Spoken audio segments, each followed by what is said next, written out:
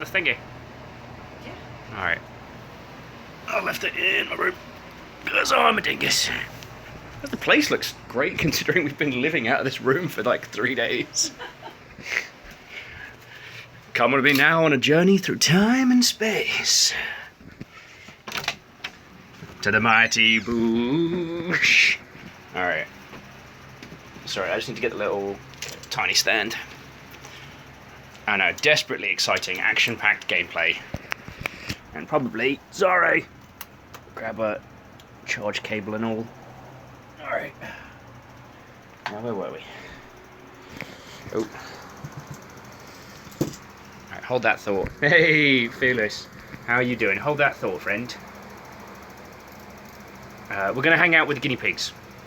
Because it's not as brutally hot as it's been the last couple days. But I've just had this horrible lethargy about me today. So, hey, graphite, you fucking ledge. Forgive the darkness. We got the lights off, and we got this like curtain set up in the hallway. So check it out. It's our little makeshift setup. So that way the AC is only sorting this. Okay, and again, I say we. If it's anything that's been ingenious, it's entirely you. Let's be honest. So. How are you all doing? We're going to feed the Nugget some cucumber and do cleaning time and just hang out. Also, we are joined with a special guest star, soon as I put the camera over by her, she's like, no, I'm too cool for this. Look at this.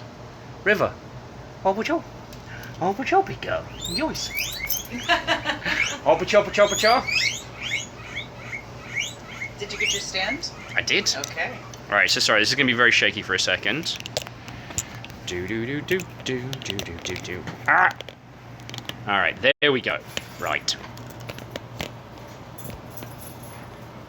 I know, you got my great big moon face right up in your business. Oh, you're fine.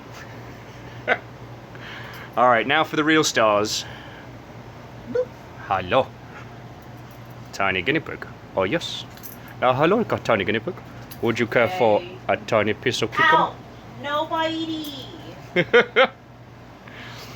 So, how are you all doing? Look at this little one. Look at this little one. Yoys.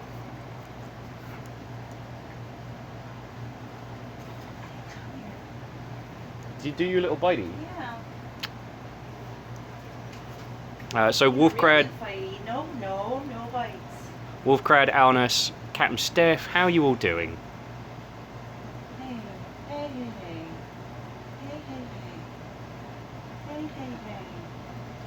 Do you want to give him that one? Yeah. I'm gonna give him pizza. Hey.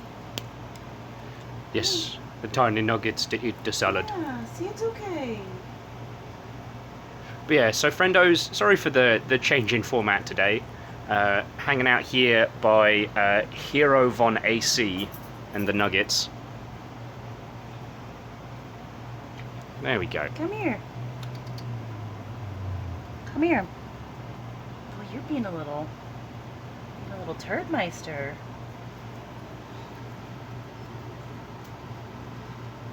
I'm gonna be real slow with him. He was super grumbly. Oh God. So friendos, quick reminder, we are on Mobley today, so please do not do anything bombastic or otherwise, because if I miss it, I will feel very guilty. And Plunge, thank you kindly. Plunge just did 21 months. I can't even count numbers right now. 25 months. Aww. Thank you kindly. So yeah, so we're going to hang out. We're going to feed salad to some cutie patooties. Lord Lost Wato. Hey. Hello, come here. Oh. This is like Doom camera style, like do. Oh yes, hello. You come eat the salad? Oh. No one. No lucky the salad. Alright, come on, buddy. Come on, you like this. This is the good stuff. Oh. Fearless, that's incredibly kind of you to offer. And... River. Hello.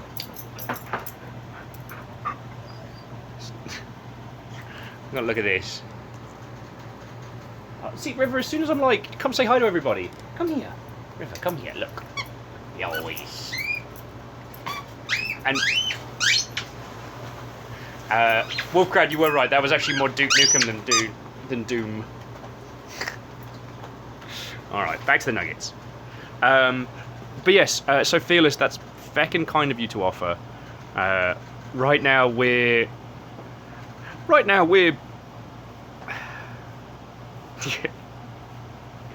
Look at this. Look at this face.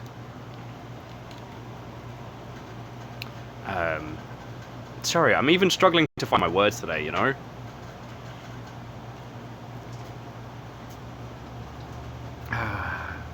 You're a big girl. Alright, let's just hang out with these cuties. Maybe the ability to speak human people words will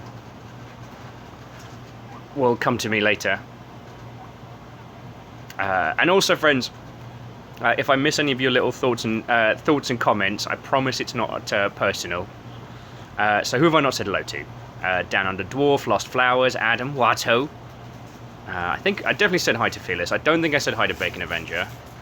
Wait, boys. Captain Stephanie Barnes of House Valkyrie, to the plutonium shores and plunge. Oh, you're making a break for it, buddy, there.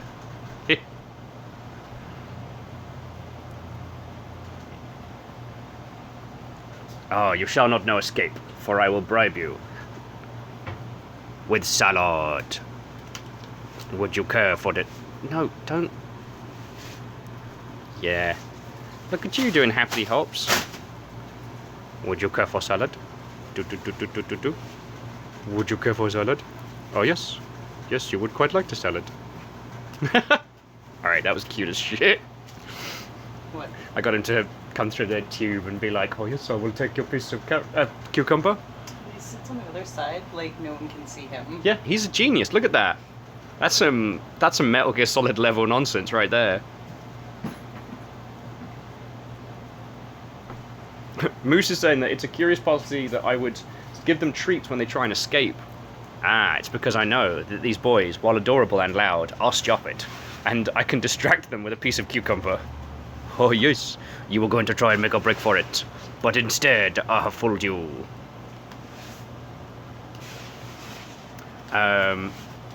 So, how are you all doing, friends? I'm very, very sorry as to the change in format and that we're just kind of hanging out with my guinea pigs. I think it's just been like the last couple of days of heat and surviving have taken it out of me more than I was expecting. And it's only 87 in the room with the PC at the moment, but it's like I'm just failing to function. Oh, Moose is roasting at the moment. Obsidipan says I need to take a bath with some sharks. What if I did the bath part and not the shark part?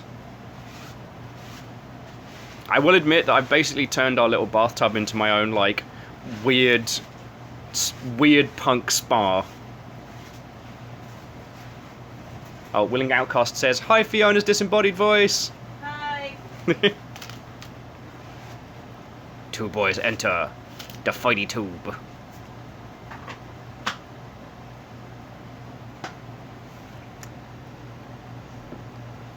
How about more salad? I touch your booty. I touch your booty. Touch your booty. Oh no, booty has been touched. Oh. Bless him. Okay. Oh, baby boys. Salad for you. There you go. Oh, yeah, here we go. Here we go. Do do do do do do do do do do do. I don't know why I keep singing the Duke Nukem theme at them. Yeah, you can have that. There you go, bub. You can have that one.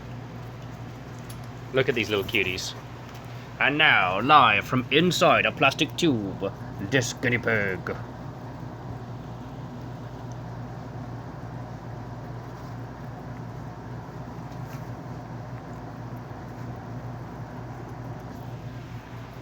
Oh, and friends, before you ask, I've already blocked and banned Shark Week via my social media feeds. Square Peg, Watto. To DJ KN, Watto friends. I know this isn't what we had planned for today. Today we were going to play Wave Break, which is the premier skateboating video game where you play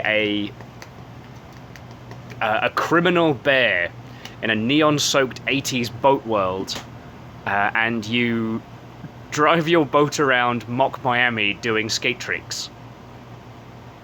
Willing Outcast, thank you for asking. We're doing okay. We've basically just been living in this room here. We've got our little AC unit, which has been keeping at least this room nice and cool. Nope. Nope.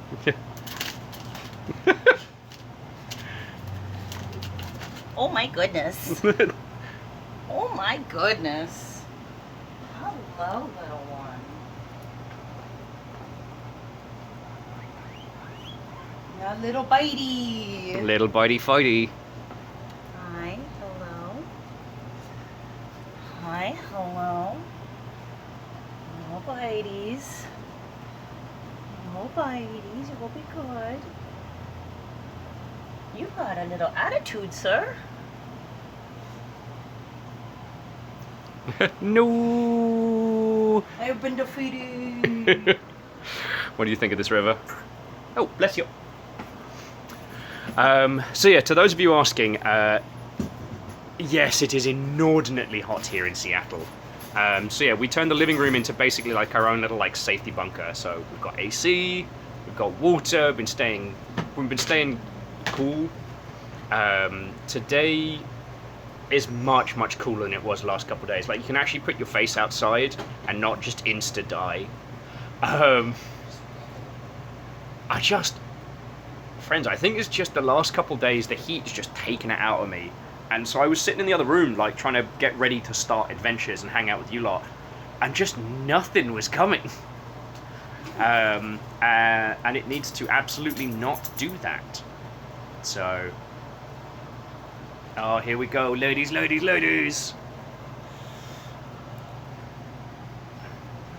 Little cutie, look who's got the cucumber for the onion.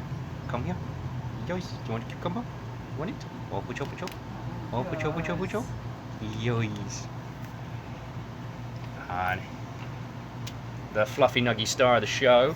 It's alright, I got one for you too. No fighty, nobody. Look at these little cutie patooties. So yeah, we've been surviving, and I feel like we've been doing better than a lot of folks out this way. It's meant to cool down a little this week, but yeah, it's kicking my ass, friends, I won't lie. My activities during the last couple of days have been drink a lot while in a cold bath.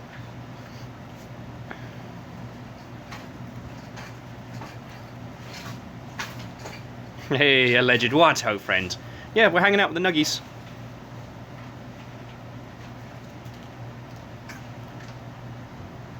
Oh, Willing Outcast, don't threaten me with a good time. Saying that currently the UK weather is grey and overcast. Ah, get me that good British weather, you know what I'm saying? Give me the good goods. Ladies, would you like some more? Oh, would you like some more? Excuse me, can I offer you some salad in these troubling times? Yeah, Captain Steph, it's wild. Sorry, Captain Steph was just pointing out that it's cooler in Texas right now. Yeah. Which is shenanigans. And to put into context difference, now have the salad, not my fingies. Fingy, not food. To put it into context, it has officially been record-breaking heat the last few days. God, and it's raining off and on in Florida. Ugh. That's Florida, though. Jackie's like, but the Nuggets have tasted the man flesh.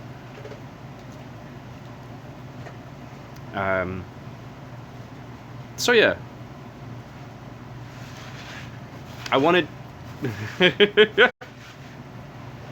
And Shackle, while you absolutely may, I am asking, please don't do any, like, big bits or big donation stuff. As I know you lot are fecking lovely, but if I missed saying a proper thank you for something like that, I would feel exceptionally guilty.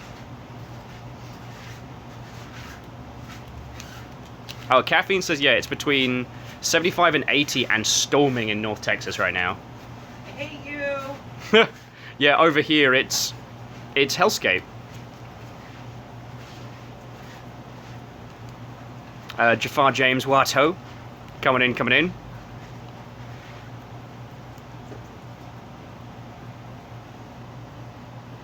Oh, cuties. There's more. There's plenty more. It's okay, Anya. It's okay. I got you. You, big fluffy butt. I squit your big fluffy butt.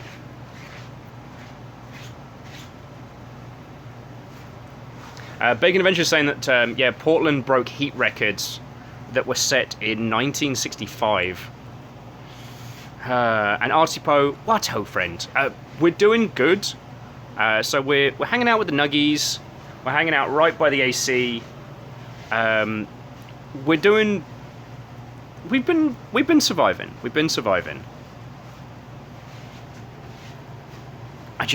God, friends, like, oh, I'm very, very exhausted, having done almost nothing for 2 days. And Alleged, I can assure you, the Nuggies are going to get all the attention.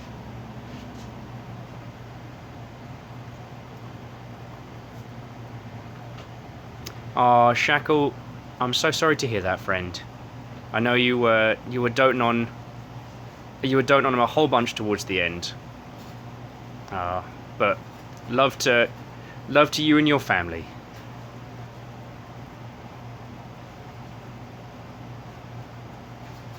And you don't need to inspire these peoples to do stuff and things. Like, literally the cucumber that they are eating right now is, we can only buy that because you give us money for food, you know? You're already looking after these cutie patooties.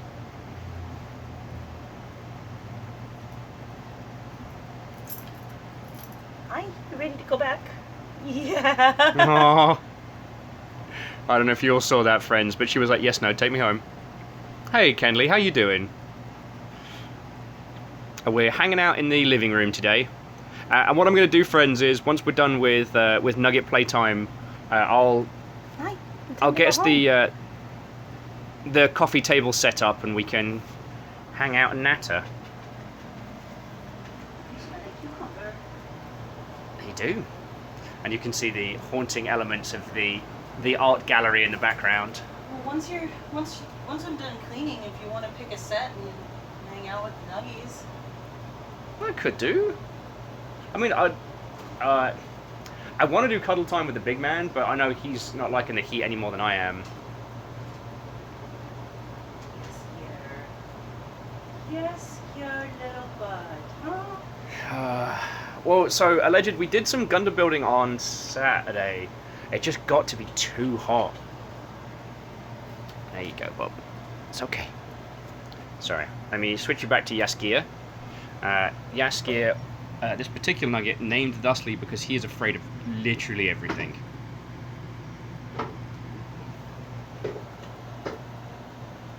But yeah, so we tried doing some Gundam builds on Saturday, and I eventually had to tap out just because of getting cooked in there. So, Mech Horse is still in progress. It's literally, like, friends, after the stream on Saturday, I closed the door, shut the PC down. My little big man, here we go. Come here, big man. Yeah, come on, big man. Yois. Oh, yours is my little big man. Come hang out, buddy. Mech Horse, Mech Horse, Mech Horse. He's Mech.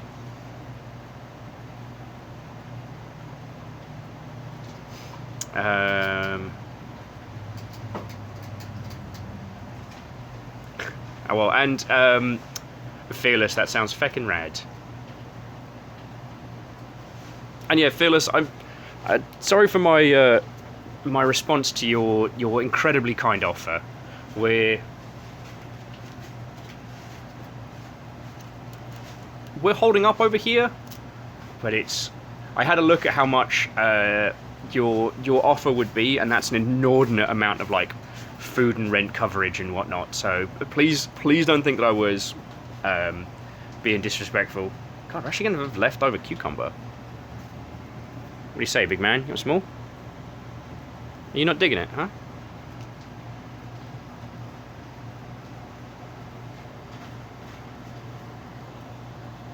Right, come on, big man. I know you're about this life. Yois.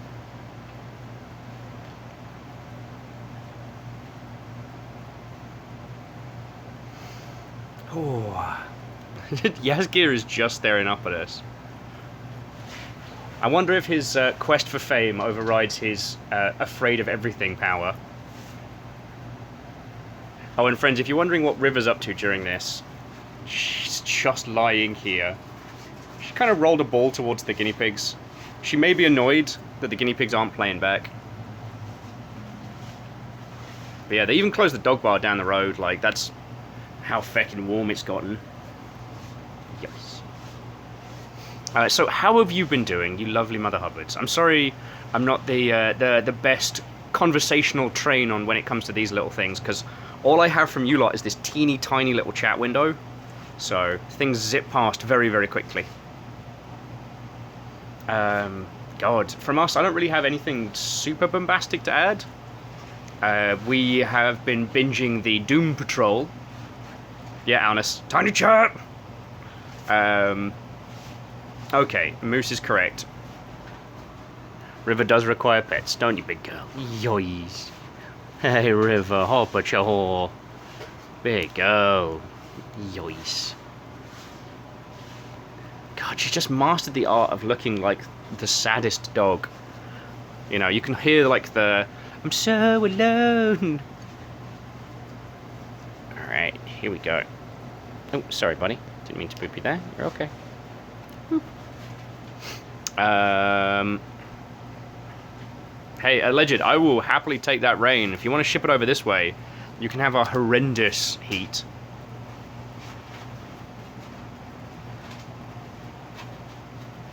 Oh, so Jackie, just a nice quiet afternoon.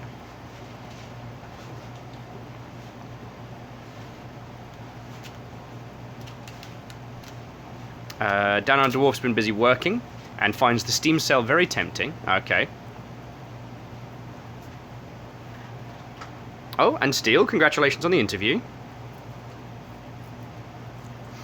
Willing, okay, so I am going to be mixing up our initial plan for the Gundam Watch Party. So, for those of you that may or may not know, and I promise you're going to have to hear it a bunch of times, this Thursday, Gundam Hathaway Flash is coming out in English, and it's being released on Netflix, making it very, very easy for us to watch it in a legal manner. Initially, my plans had been like, let's do a watch party on Saturday and hang out. Now I'm thinking, you know what, friends? Let's just watch it together on Thursday. I was contemplating having people over this week, and after living and existing in the same room for several days, the idea of company is something I find, even I find a little uncomfortable. It's alright. Away! My little big man, how you doing? So yeah, this Thursday there's a new Gundam movie coming out. So let's all feckin' give it a watch. We'll do a little watch party on the Discord. We'll probably work some more on Mech Horse during the day. We'll make a day of it, you know? That's what I'm thinking. Yes, this is drastically different from what we had initially planned. But what plan survives first contact with the enemy, right? And by the enemy, I mean the sun. That big fire bastard over there. Who willingly got into my arms? Aww. And it's the fighty boys and all. Little Atticus, hello, buddy. Yes. Straight into the salad. Hi, Pippin. Little man, don't mess around. And yes, the sun is a deadly laser. Artsy Poe, I hope I said hello when you came on in. How have you been doing? Yes, little man. Even though Kisa, he's not little anymore. Kisa, you did see your patch butt son there, yes?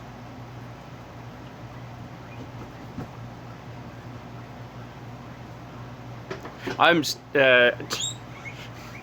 am still seriously considering that Kickstarter to just murder the sun. We've had a good run. The sun needs to stop now. I got you. I got you. All right, and here he is, Tiny Pippin, King of Mechs. Hoppacho.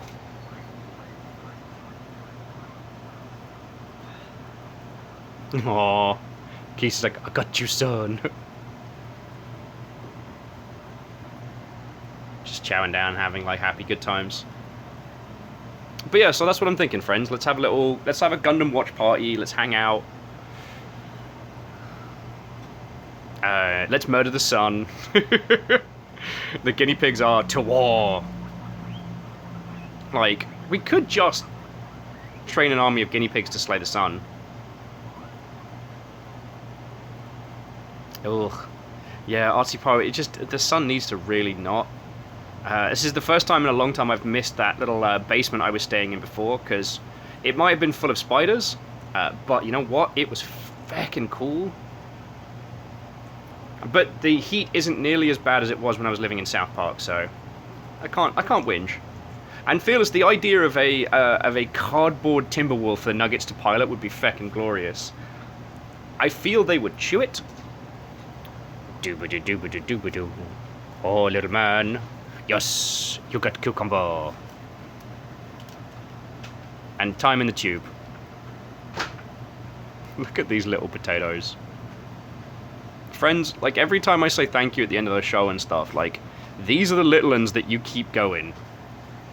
And of course, Her Regal Highness, Lady River of the House, who is the true star, let's be feckin' honest. Shackle's saying that they wonder what the Nuggets would think of watermelon. Funny you should say that. Yeah, I'm not saying anymore. I was almost about to give it away there. I think you pretty much did. Shh, it's fine. It's fine. I'm the master of subtlety. No, you weren't. Let me have this. Nope.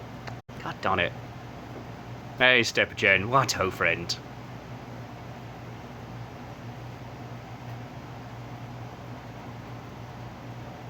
Jackie's asking what the Nuggets would think of a nice cold pint. I can see Perun being that kind of a drinker. I can see him just like crawling into one.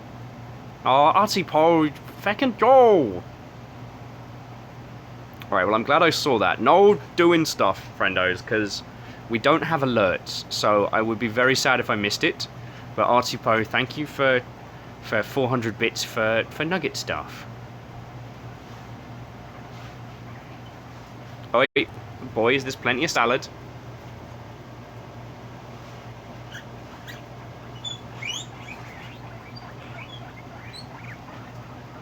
Oh, and J-Post, thank you for 100 bits as well. I'm trying to get Atticus popcorning.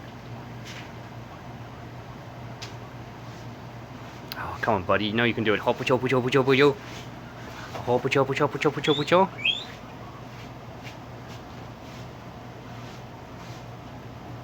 And a spooky ghost sneaking in there. Feckin' thank you.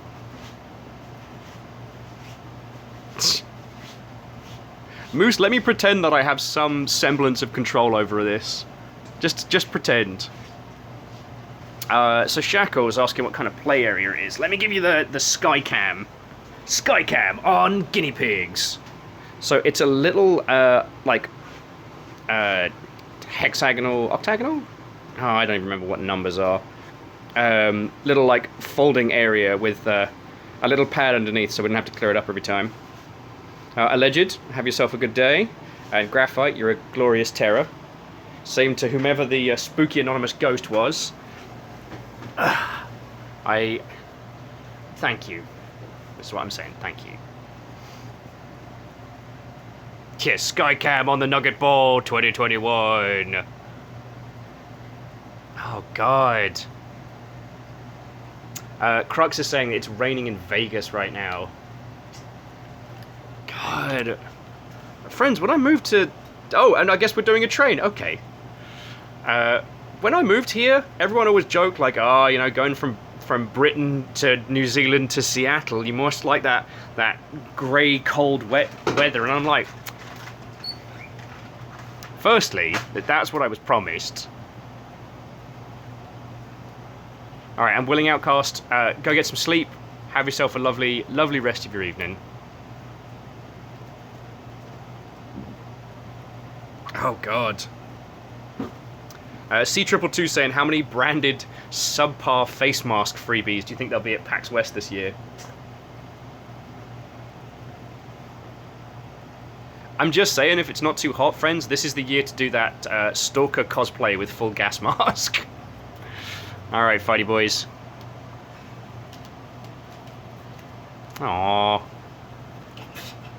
I attempted to tell them don't throw stuff in, and there is a train. There is a train for nuggets. Okay. Okay. Oh, I will. Okay. Pippa's like, I will fight you! And to the winner go the spoils, Atticus. The salad is Who do you want yours. to hang out with?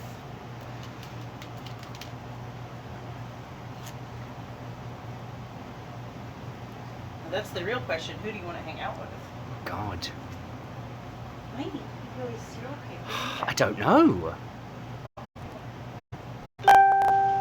No, don't make pinging noises. Everyone can hear that, Facebook. I've turned alerts off, and it still does it. I know.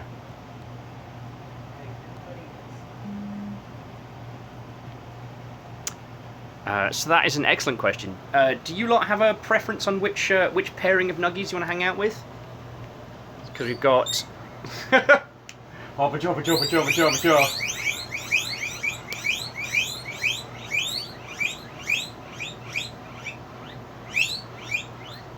Hoppa choppa choppa choppa choppa choppa.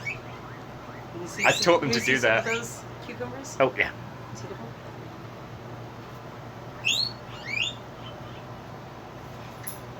And yeah, Anna's Facebook Y is an eternal mood forever. Yeah. Oh, El Koenig says it's like the audio track episode of Molcar. Well, that was the thing that was feckin' cute. Was the Foster Boys, sorry. The Foster Boys would just sit here in their little playpen and watch the telly. Hang on, sorry, I'm getting that. And watch the telly up there. Has people decided who they want? Not yet. They haven't decided. They're doing a train. I told them not to. They're doing it anyway. But yeah, so these little boys would stand up on top of the house and squeak along with the Molcar episodes. Hey, to the Gaelic Brit. What, ho, friend? Yo! Okay, El Ravager, thank you for 500.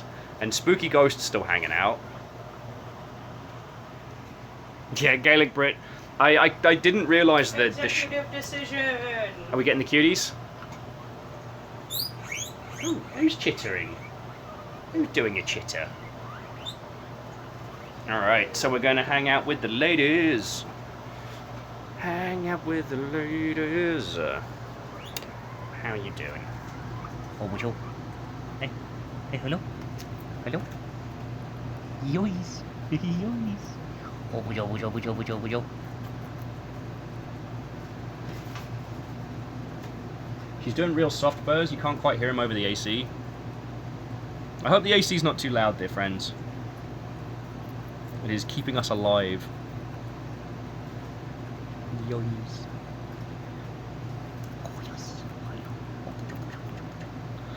Yeah, sorry, I'm just hanging out with the Nuggets now.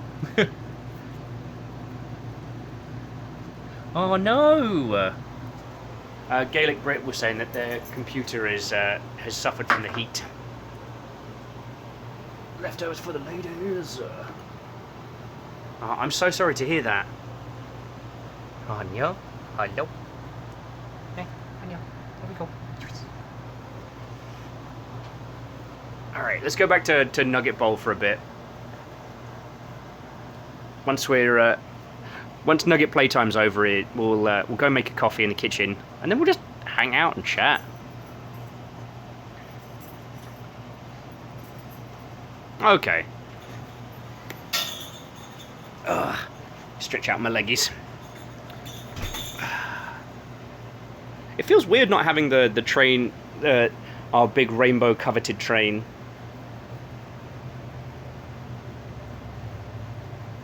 Oh god, yeah.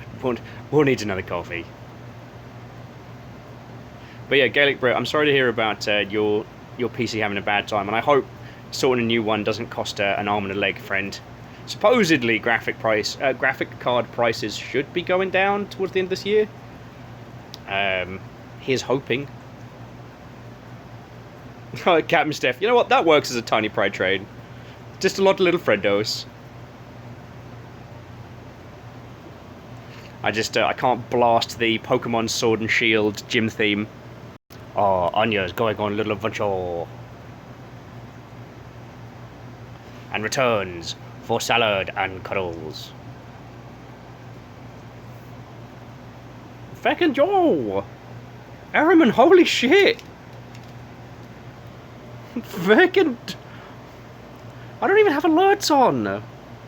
What happened to don't do the big stuff and things? Well, Jesus, Majimini. Araman, thank you kindly for 5,000 bits. Ortazini Wato.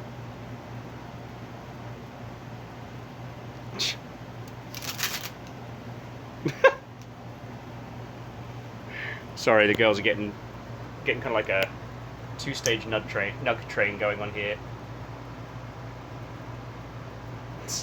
Bless the little cottons.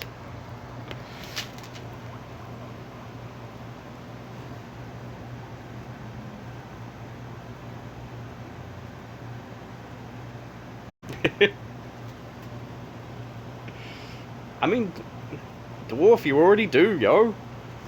You already do. Is it getting crispy? Ugh. Daystar, no.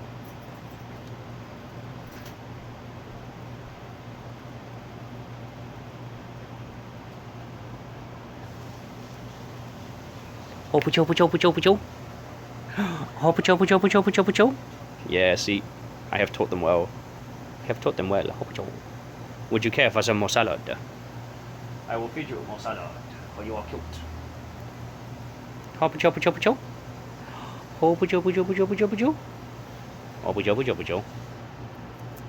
Yois. There you go. Anya, you want to come get some? Yeah, this is the extent of conversational powers I have at the moment. It's just hopper-charring at the varying nuggets of the household. While River does her incredible impression of the saddest dog in the world. This is a dog that is loved so... Yo! Fearless, holy crud, dude! I can't even see how many that was! Fearless, feckin' thank you, friend. Fiona, they're doing the thing!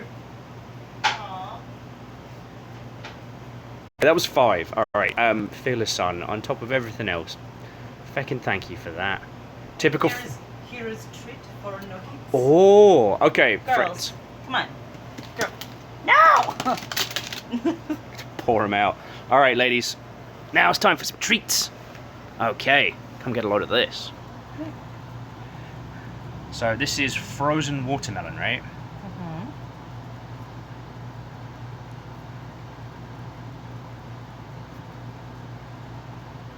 Anya seems pitiful. Do I need to pull the arm back a little for her?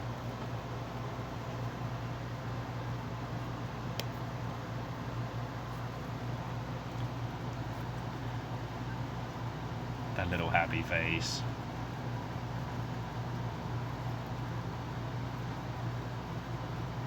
You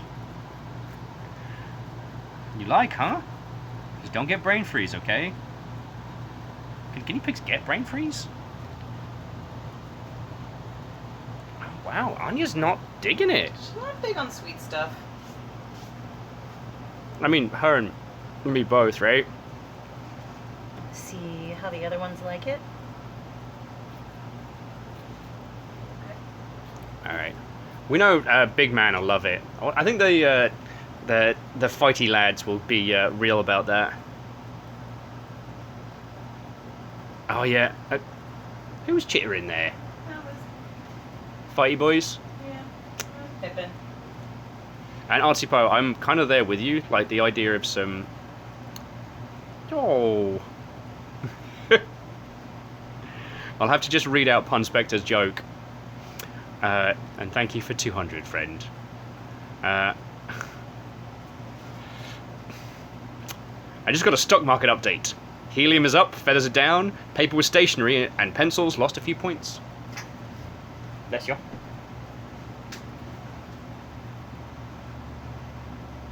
Yeah, they're not going ham on the sugary stuff.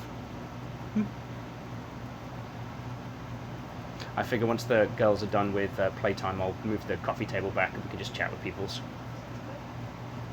We're just chat and hang out.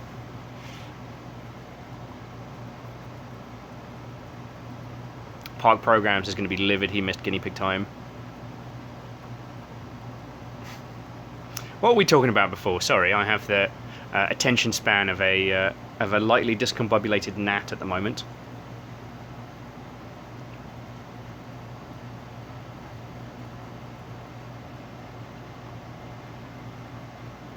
God, but I guess yeah, there hasn't really been. What did you get on your tongue, River? Oh, you. Come here. There we go. It's my hair. Oh Ew. God. Oh, River. You okay? Sorry, friends. I'm very glad I didn't show you that. She started going like like she'd just eaten something grim. Trying to work out what it was. I saw a bit on the corner of the side of her mouth, and it was just a. Yeah. Bless you, big girl. Bless you. God, yeah. We spent 2 days binge watching Doom Patrol, which is phenomenal. I wonder if it's just because it ended up being an HBO thing, which is why I haven't heard more people like natter about it. Or maybe I'm just not paying attention to the right spheres of the internet. What else has been going down? Ooh, for those of you that really enjoyed Control, that's going to be getting a sequel, and possibly another spin-off from that same sphere. Oh, what else has been going down? House Marquee got bought by Sony.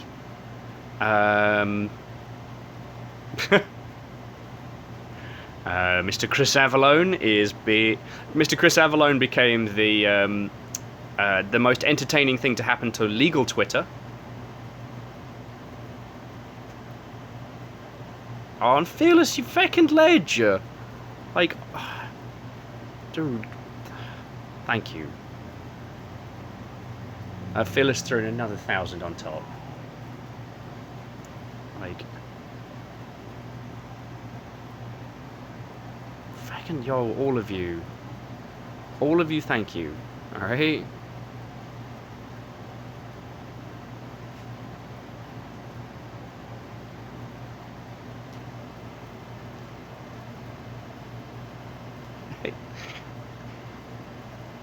Ladies, hopa chopa chopa chopa cho, hopa chopa chopa chopa cho.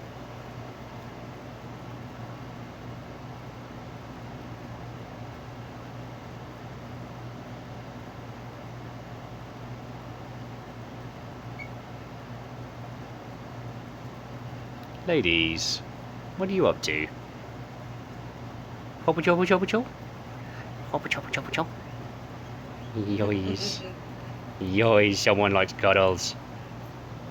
And you'll be happy to know, like, friendos, the Nuggets are all nice and cool. They're doing well. God, I need to plug this in a second. I'll tell you what, I think our lovely ladies are done. There's leftover frozen watermelon, which I didn't expect. I know how. Yep. She's so over that. Yeah. She's like, I want back now. Take me back to my apartment. Is there anyone here who hasn't seen Nugget Nation? Or Numbers? What, oh friend? Oh. Numbers on top of a how much? Sorry, I have to read a very, very tiny screen. So it's 32 months at a tier 2, which is a hell of a lot. Thank you, thank you. Numbers has just started making some homemade ice cream today. Like, that's pretty feckin' decadent. See how these little guys might like it. Okay. There you go. You want to try? There you go. Hanging out with the foster boys. Oh yes, I'm spying on some guinea pigs. It is me, the tiny guinea pig ninja. What do you think? Making some happy noises. River is actually lying next to me on the floor while we both look at the guinea pigs.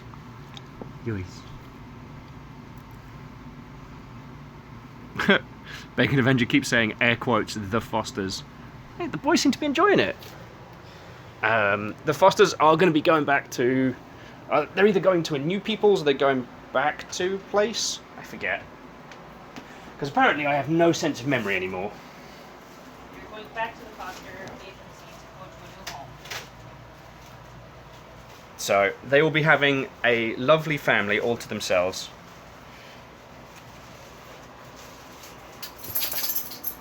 Alright, sorry, bear with me a second while I flail you around. Hey River! Hey River! Oh, would you? Oh, would you? It's amazing how I've taught everybody half a char in this household, but it's distinctly different meanings. Alright. So soon, you're going to be stuck with my face. We'll make a coffee, we'll hang out. It's going to be good.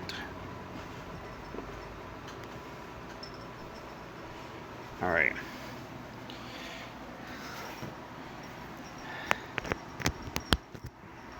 Alright. I'll apologise for flashing you my knees and bouncing you all around. Here we go. Right. Okie dokie. Oh. Almost. Yeah, graphite. I go to great lengths to make sure the world never has to see me in shorts. It's, I wouldn't say a crime, but it feels like the kind of thing that one should apologise for. Okay. Hello! What's that? Stationary camera with no shaky hand nonsense? It'll never catch on. Right. Oh yeah, and Bacon Avenger power charger's in, so if I do boop, that's me pushing the power charger from where I am. So, friends, how are you all doing? Yeah. I don't know how to describe my current state. I feel like I've been doing a lot of running, despite the fact that I've just been living in this little room for the last 2.5 days.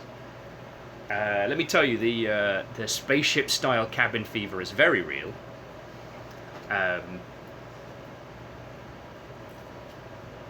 And yeah, it's currently still pretty toasty in the back room. Actually, you might be able to see it better from here than when I showed you earlier.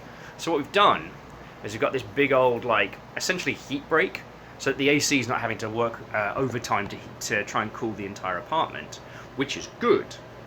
Lamentably, it means that we kind of have this like front room, back room thing, and that's been interesting. As I said, I've kind of turned the bathtub into my own little personal spa. So I've been going back there and having like a cold bath thing with like a glass of something. It's been nice. It's been real nice. We found like super duper budget sparkling wine for like $13 for these huge bottles, and I'm like, feck it. Friends, that's my idea of like a big spend these days. Is like, oh, might splash out like $10 on some sparkling wine. Oh, and Fearless, thank you kindly for the offer. We're not doing poorly, and like I said, we've got the air here, and we've got the animals to look after. Why am I sitting over there? I keep forgetting that you get this whole. Okay, so Jafar James is just hanging with us before they start work. Miyaki Sakura, Wato. We've kind of began the conversation proper. How are you ladies doing up there?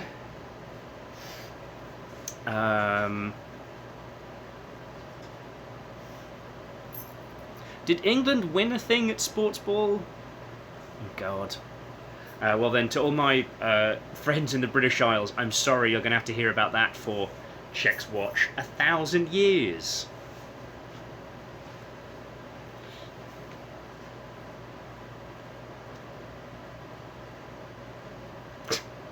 Yeah, sorry, Phyllis was laughing about how many people must wonder why I have this save icon as a shirt. I have been asked that. Oh, God. Sorry, friends, for those of you that haven't had to suffer through an English sports summer, the low-key... It's not quite racism. It's unfriendly rivalry between, like, the big European countries when it comes to sports ball is very pronounced.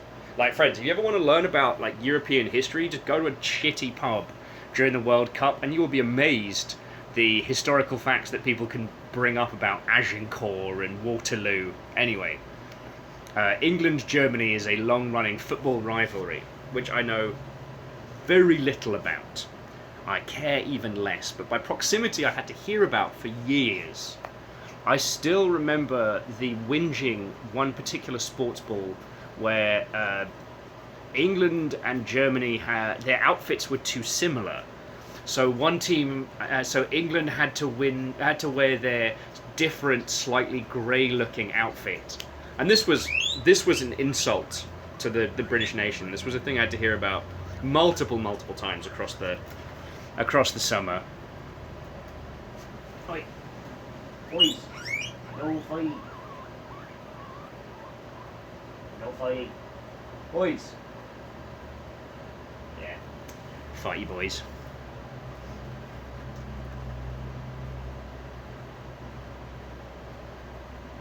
Oh, Rikami, I'm sorry you're having a hard time. If you want to talk about it, that's fine. I'm on mobile at the moment, so the chat moves very quickly.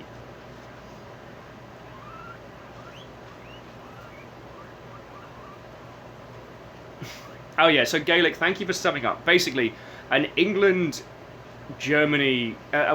English win over Germany in the sports ball means that everyone in the United Kingdom will have to hear about this for 1,000 years.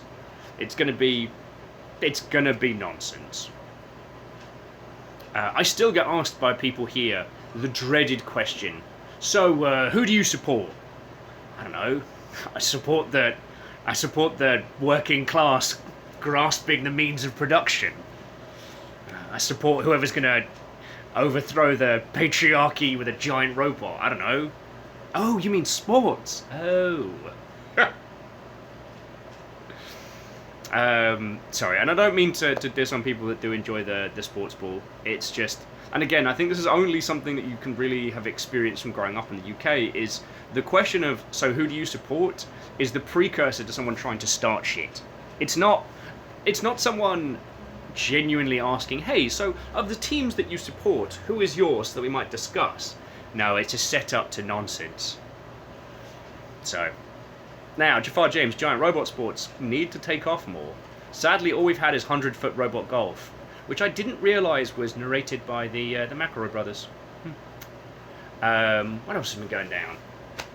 Yeah, so it looks like we're going to be getting a sequel to Control, which is nice. Sorry, that sounds so lackluster for a game that we feckin' loved.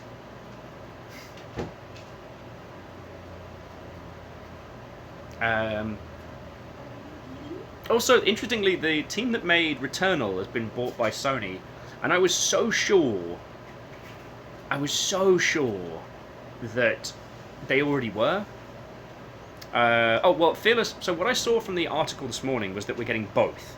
That there's going to be a sequel to Control, and there's going to be like a multiplayer spin-off thing.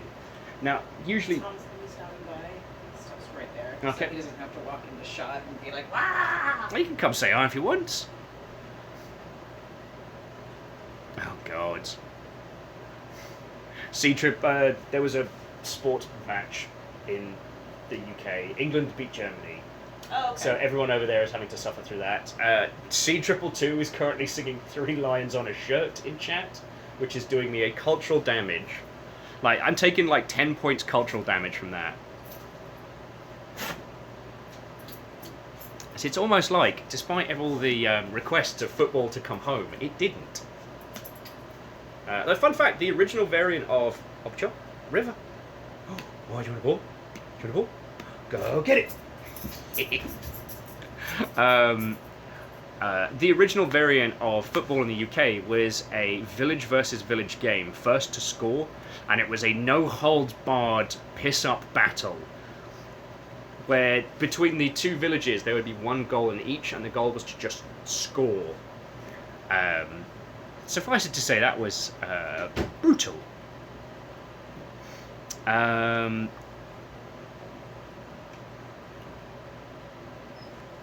Yes, Graphite, that's another way of putting the whole who do you support is, I better guess right, otherwise I'm going to get punched in the gob.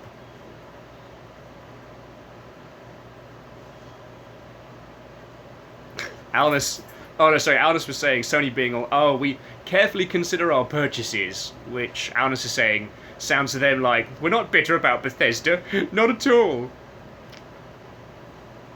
Sony don't have the cash to be throwing shade. Like, okay, when we talk about not having the cash, so like, Microsoft has infinite money. There's this level you can get to in business where your war chest is so ridiculous that you're batting on a whole nother level. Sony's closer to kind of like, you know, a standard, not tech company, but technology company, you know? They make a whole bunch of different things, a whole bunch of different markets, but they don't have Microsoft money, which is global. So, it's interesting. Hey up, Joke. Oh, your stuff is right there. I'm talking to the internet if you want to say hello.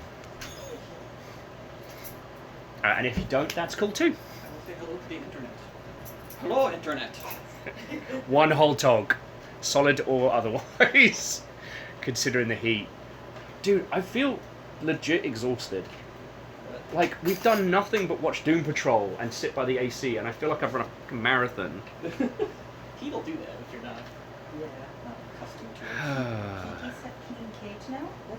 Oh, Number and Miyaki Sakura and Peeps are all saying hello. Like, I see sorry? you. Numbers, the Artsy Po, and Miyaki Sakura says hello from the internet. Hello. What's going on, Atticus? Oh. Are you getting bullied? Oh, hey Camille, how are you doing? Camille, it's not bad here. We've got the AC over there, which is keeping the living room where all the Nuggets and animals and everybody is nice and cool. Yeah. It's, how bad is it in the back at the moment? Almost 90. Oh. 88. 88 in your room, probably 90 in mine. How about no?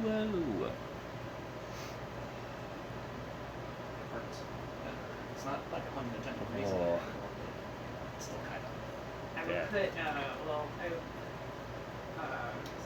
overnight, put like a fan on the window. It's real nice at night. We get all like cool air in. So that's the problem with Pacific Northwest housing, is because it all stays in once it's in there. All the shit's designed to keep the warmth in. So even with AC, this room is like 75, almost 80. It was like low 80s at the peak yesterday. Yeah, Well- it was struggling to keep it even just around 80 degrees. Plutonium's in Massachusetts, and it's currently 95 where they're at. Where are we at right now?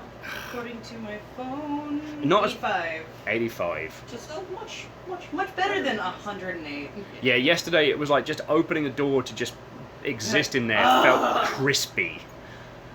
We're based in Seattle, so that means that we're currently getting a personal feck you from the star that keeps our entire solar system going. Although if I get my way, I'm going to kill it. Wait! Don't be a dick.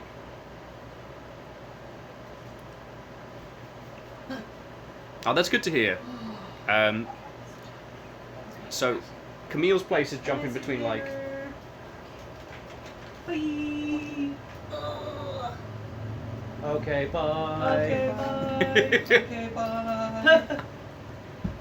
Oh, I'm not bye. I'll be here. Yeah. Okay, have any funds? Okay, to be continued. Yeah, so Camille's place is between like 76 and 80, but Camille's got a basement, which is nice and cool. We've got like the fans going through and stuff. Oh, yeah. That's the smart thing. See, like I said, it's not brutal. Honestly, I'm just exhausted from the last few days, which is ridiculous because I've done almost nothing.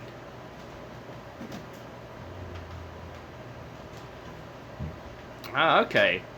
Plutonium makes an excellent point. It's not the sun that's keeping us warm, it's the atmosphere that traps the heat in the planet. So I just need to kill the atmosphere. That's even worse, Will. Draconic Watto. But yeah, friendos, we're just having a hangout and a natter. Oh, nice. Just have to figure out how to get it to stay there. Duct tape and fuckery. Oh, okay, yeah, no. Numbers is pointing out that'll still kill us all. Fine. Actually, I will say, joking aside, that was what was surreal about living in New Zealand, is that, like, South Island's cold. Like, you know, you're getting into whatever the southern polar region temperatures are. Like, there's a feck-off glacier on the arsehole end of South Island. But the thing that no one tells you is that New Zealand is right underneath the hole in the ozone layer. So, like, you get charred by the sun so quickly.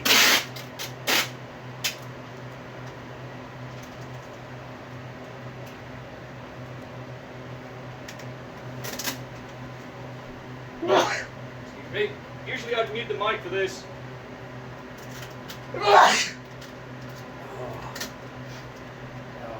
Sorry, friends.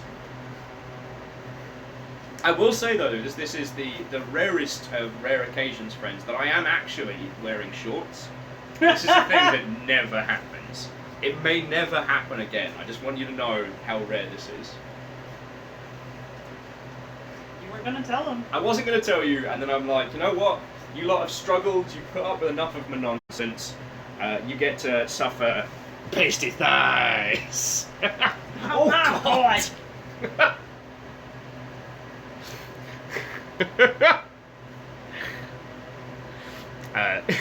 Oh, wow. Caffeine's like the dead forest walks. Camille's like, oh, God! Who made the sun come through my screen? Moose is just yelling, Gondor calls for aid. Fucking yo. Alan says there's snowblind. That's graphite. And that's how Will broke his ankle. Again. That's the reason why I love Time Splitters 2 so much, is when I shattered my ankle the first time. I had to sit there with my leg in the air, so I didn't get a blood clot. And so all I could do was sit on the couch, take painkillers, and play Time Splitters.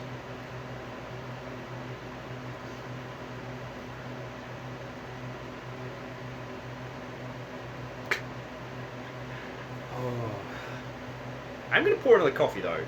Do any of you want anything from the kitchen? I'm just going to make a coffee. What have we got? We've got ginger ale. I think we've got some cider left. No, the cider's gone.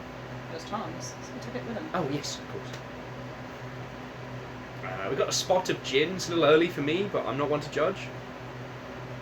Moose is asking if you've got any ice cream left. I have ice cream. It's not for you. Sorry, Moose, I don't make the rules. Yes, I do have ginger ale. And ale for gingers. Ah. Oh, do you reckon we have enough to make a Mai Tai? Graphite's us good for a Mai Tai. Sadly. Boys! Stop being shitheads. Oi, you too.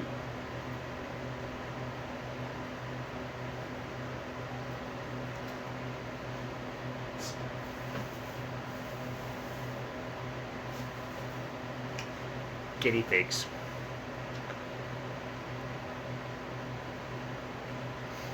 Oh. Yeah, they're being fighty boys. They're usually pretty good.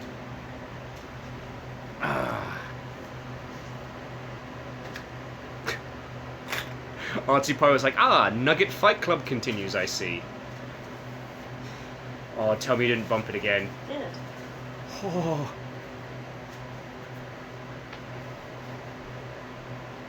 Well, Artie Poe, to answer that, I would have to break the first rule of Nugget Fight Club.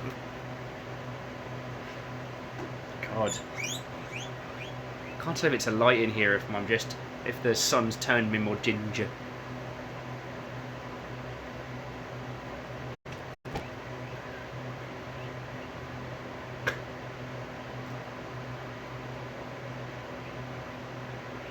Oh, and again, friends, this is what I'm saying. Don't do any big things and stuff, and please bear with me if I don't notice things you're saying. I have like a teeny tiny little chat window, and it goes very quickly. But I do see Gaelic Bricks looking forward to Warhammer 3. Same. Feckin' same. Alright, I'm gonna plunk you lot round this way for a second, while I make myself a coffee.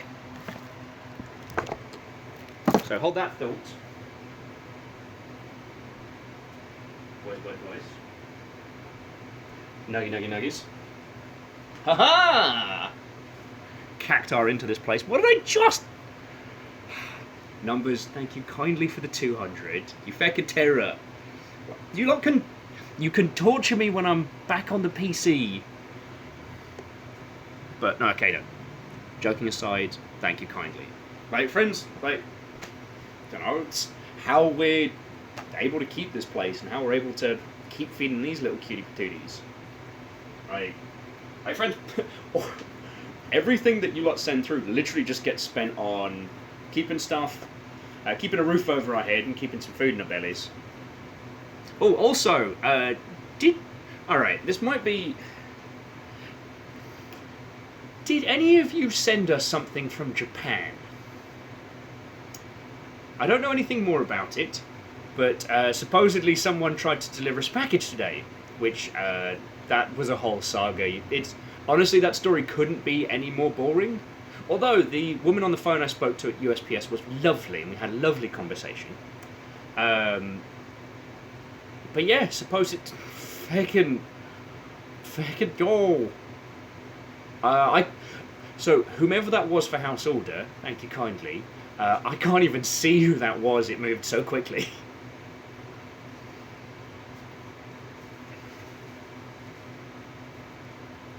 I feel as is guessing it's either Gundam related or Tepig related. I don't know. All I know is it popped up. They said they tried to deliver it today. They said they tried to like knock on the door and let us know. The thing is, like, hang on. It's easier if I just show you. So this is our living room in its current state. There is River. There is the Super AC. Oh, that's the resin coffee table Fiona made.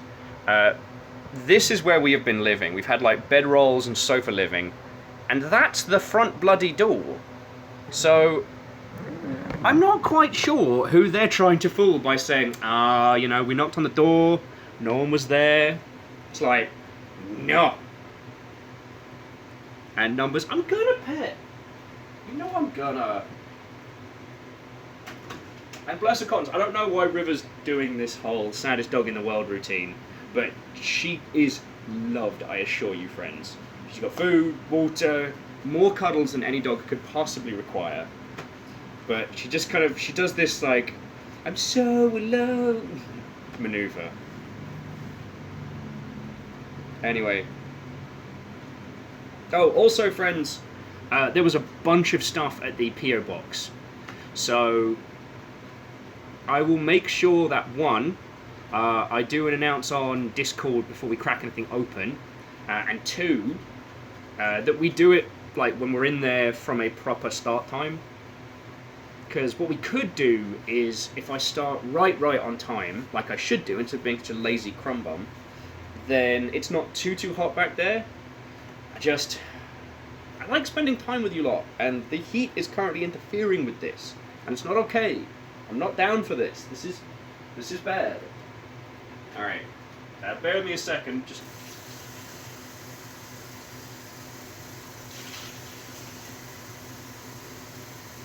the water, which I should be consuming more of.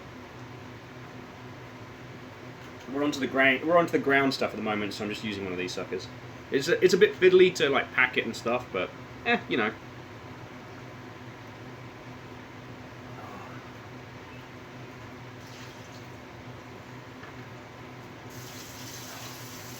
Sweet mercy in a cup. Who knew humans need hydration? More shocking revelations at 11. Alright, so I can't actually see what you lovely folks are saying, so hold that thought.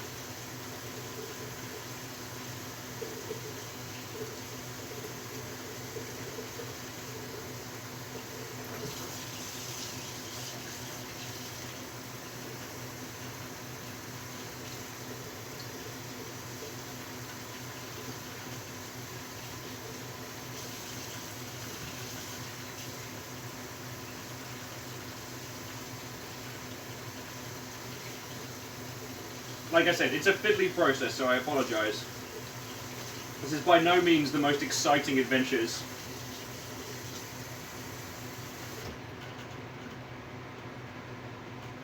I mean, the real arse of all of this has been like, I now have so much time to just sit and play long, stodgy games, and it's too hot back there. Like, do you know what would have been great over the next couple of days? Stellaris. The icy, icy, cold embrace of the galaxy. I could get the new expansion stuff. I could literally kill suns and live nice and cold and peaceful.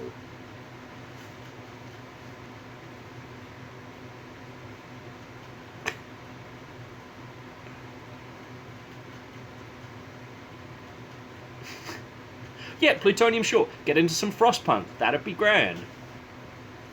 Yeah, and I guess Draconic Dude, like, there are a few peeps that I guess only been here a couple months, so you might not have seen our little living room and our little setup. I mean, this place is tiny, but it looks after us. Okay, you all know my feels at the moment. But hang on, hold that thought.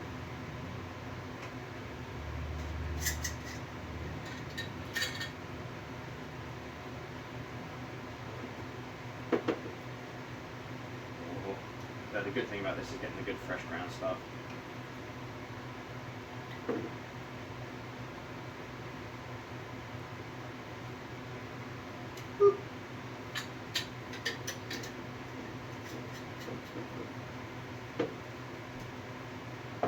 Alright.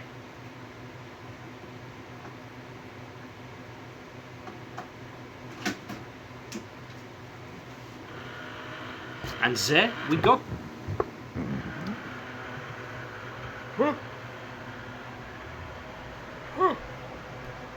Alright, and we back. Okay. Thank you for bearing with me during this nonsense. Oh. Perios, how are you doing, friend? What-ho? Altipo, that is a haunting clown sloth that apparently lives on the light fixture. It's been there long before I moved in, and honestly, it unsettles me in the fact that I don't always remember it's there until I am reminded of its existence, and then I'm having a very bad time.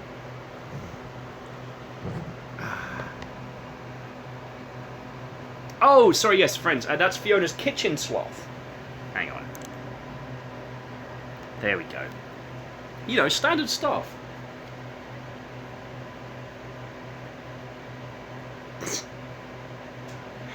See, 222, that is glorious and terrible. Asking, hey Will, what did the very thirsty Canadian drink? They drank Canada Dry.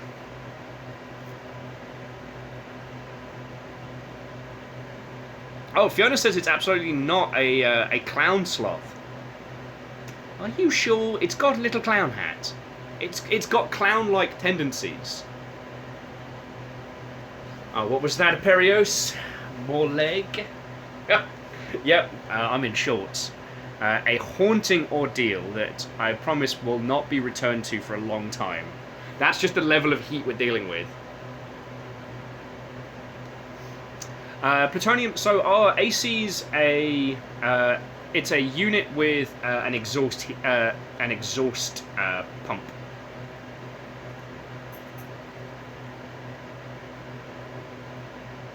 Fiona's like, there's a strict no clown policy in my home. And yet you brought this guy home. Ba-da-ba-ba-da-ba. Hey, I had to make that joke before everyone else.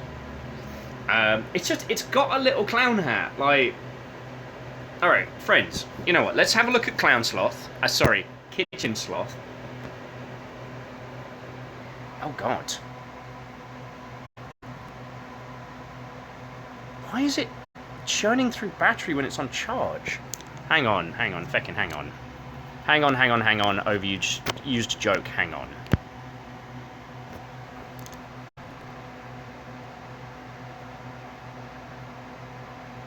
Hang on, so the phone's charging, but it's still using more power than it... I just want to hang out with you lot! Why is the world going to make this incredibly difficult?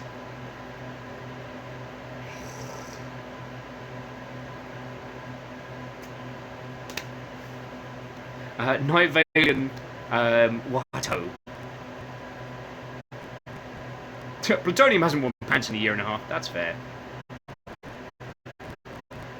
C222, you're right, it's not the official charger. It's Le Budget. Alright, let's see if we can find a different one. There's a million nubbins. Or maybe we'll just brave the heat in my room. Just go sit in there and die a little. How does that sound? Well, feck it. I got my shorts on.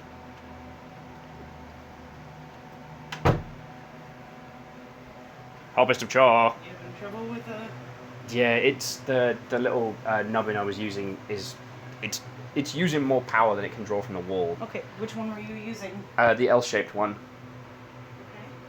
Well, we have other nubbins. We do have other nubbins. You can get another nubbin. I'm tempted to go brave the heat and hang out with people. Don't do it. It's 88 degrees in there. Ugh. All right, so lecture you. okay. All right. Well, whilst we're sorting out the power issues, all right. Will, come here. So this is the clown. Sorry, this is the That is ceiling. not a clown. This is the ceiling sloth. It's the kitchen sloth, of course. The kitchen sloth. Oh, I'm so sorry. Kitchen sloth. How's it doing now? Let's have a look. It's charging. Hopefully, it's not drawing more than it's using. It may be their phone, you know. One day. One day. You want to come hang with us for a bit? I'm getting stuff done. Are you productive? I'm being productive. I don't remember what that's like anymore. Alright, well let me get my coffee, friends, and then we can talk about feckin' whatever we fancy. I know, I'm going to have some conversation this afternoon.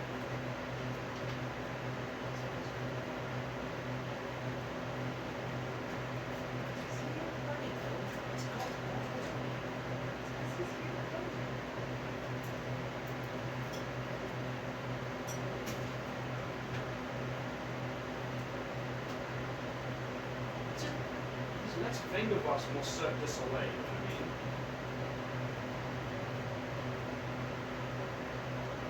Sorry, having an important conversation about the status of aforementioned clown. Right. Oh, God, and of course, I spilt coffee the moment I sat down. God darn it. Alright. Numbers are getting dangerously close to buying some anime figures. Well, the question, dear friend, is which anime, which figures? And for those of you wondering, yes, I am repping an OG Lionhead Studios coffee mug. Which doesn't count as things the Longship has outlived, so I take no glee in it. But if any of you have any Stadia or Artifact merch... actually, joking aside, a bit of news today was that the Magic the Gathering Diablo game is going to be shutting its doors. It will not be going to full release, which is... It's one of those things that, like, I can understand why. It hasn't managed to draw an audience, but it's like... I know a lot of people working on it, and it's real sad.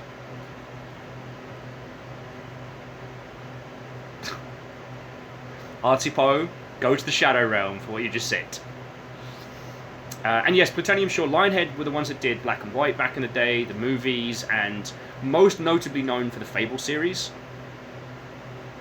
Sorry, Artsy Poe says, if it's only 88, You're gonna have to wait till it's hotter to go for a jog.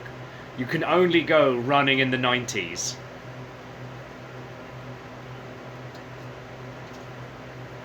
So yeah, it was. I'm never happy to hear about like games stacking it. You know, it doesn't make me happy to hear that a game's being cancelled or stopped.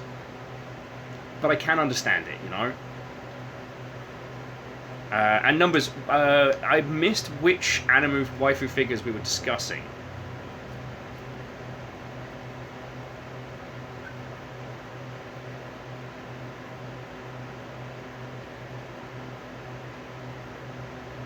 Perios was adding that they're very sad for the devs. It was very not super great. Perios says they played both betas, and it was Magic the Gathering slapped into a very plain action RPG system. Hope everybody lands on their feet. I mean,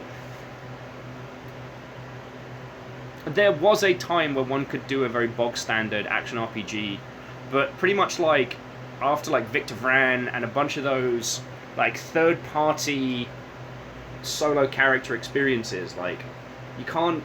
Well, and let's not ignore the elephant in the room. Path of Exile. After Path of Exile, like you can't just phone it in anymore. Well, I've not had much time with it. I've heard that even Torchlight 3 didn't garner the reception it was expected to do.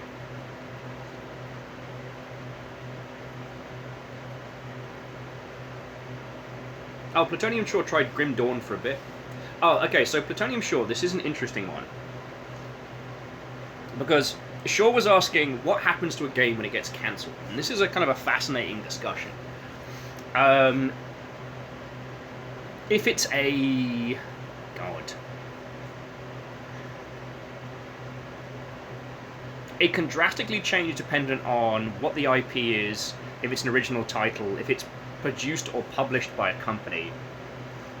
So, in the case of this one, it's both a licensed project, that product being Magic the Gathering, but it's also a games as service product, which means that it has a live element to it that can't just be disconnected. So,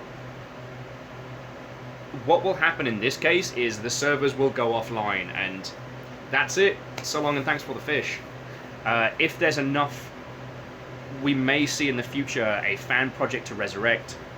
People have gotten very good at creating kind of like budget servers for operations, but I don't think this title garnered enough of a following to warrant that. Usually when a game gets cancelled, assuming the studio doesn't shutter, IP goes to the studio and or the publisher, project gets shelved. Sometimes cancelled projects get cannibalized and turned into other things, and sometimes that gets interesting.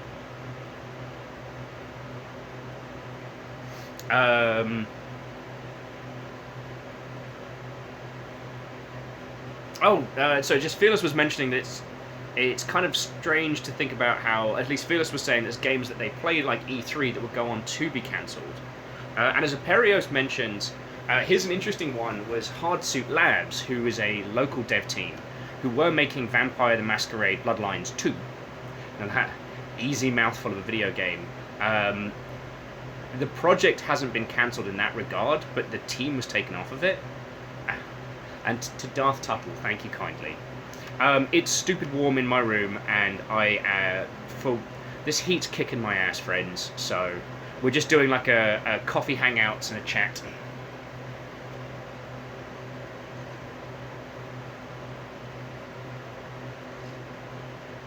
Now, Perios, do we know which studio is getting handed Vampire the Masquerade Bloodlines 2? Oh, sorry, and yeah, Darth Tuttle. Also, 5 months at a tier 1 is by no means a small amount of cash that you have chucked at this little operation. So I just wanted to say thank you again.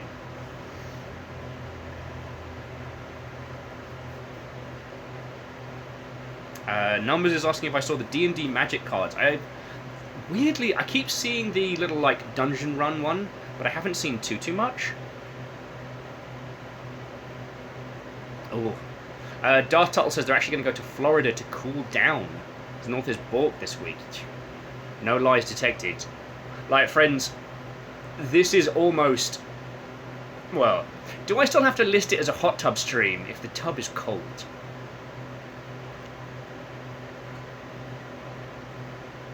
Okay, so jumping back in... no one's posted it in the dice and yet more dice. Feckin' I'll have a look at that. Draconic says at times it's hard to find out if a game is cancelled or not. That is very true. Let's touch on that in a second. Just because Aparius is saying, Paradox has said they've signed a new studio, remember that, to pick up development duties of the game in March, but I don't know if they dropped the name. Oh, I hadn't heard the name either.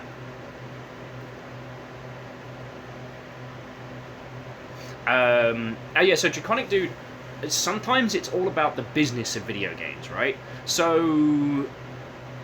my name is Idiot Creative Von 90s Game Bro, and I have been responsible for the Shooty Gun Bang series, right?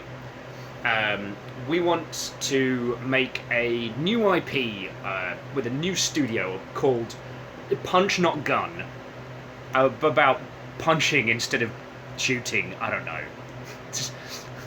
I'm real tired this week, friends. My analogies are not snappy. Anyway, we start production with our video game and we run out of cash. So we don't want to tell the world that we're out of money because publishers would be less likely to get involved with us. It would make our studio look like a complete and utter mess. And we might be able to pull some deals off to keep the lights on, keep the project going. So what we might have to do is cancel a game and then try to get money to get it started again. This happens quite frequently. Like, games will do a big push at E3 and stuff like that, and then will struggle to find money or funding. So while the game itself is dead, the people behind it, or at least the bean counters, are still trying to get it going, still trying to get it resurrected. So they won't announce the game is cancelled. In big studios, what they'll do is they'll shuffle people around so as to technically keep development going, technically. But for all intents and purposes, there's maybe like 1 or 2 people doing anything.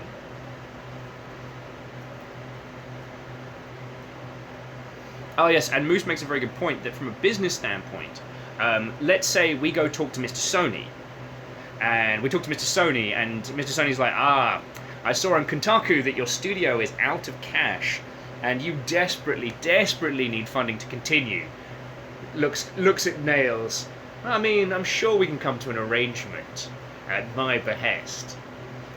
Or we go into a meeting with Mr. Sony, and Mr. Sony's like, oh, you've got that really popular game. I haven't heard much about it. And then we can be like, oh, well, we decided that as a studio it would be better for us to have a publishing partner so that we can reach our creative dreams, yada yada yada, double speak bullshit, big pitch meeting nonsense. But it's a different negotiation than it would be than if it was like, game's cancelled, we're on our last feckin' legs, please give us 50p and a bag of skips so we can make a video game. Shackle says like Beyond Good and Evil 2 for like a decade. Yup.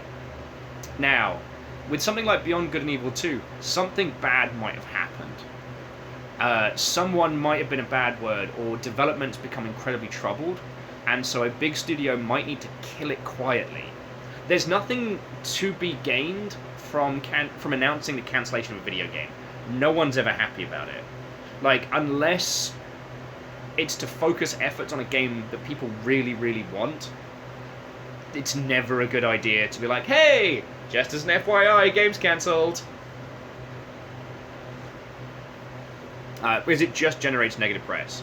And the thing is, no one ever thanks you for cancelling a game, even if it was a disastrous development. And you must then suffer the fate of what could have been.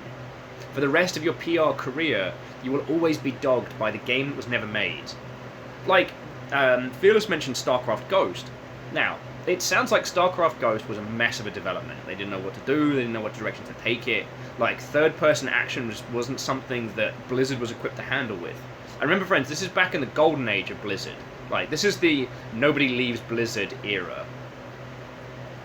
but it sounds like development was a feckin' nightmare. It wasn't working, and so even after having like a playable show floor demo, they just quietly floated it out to sea.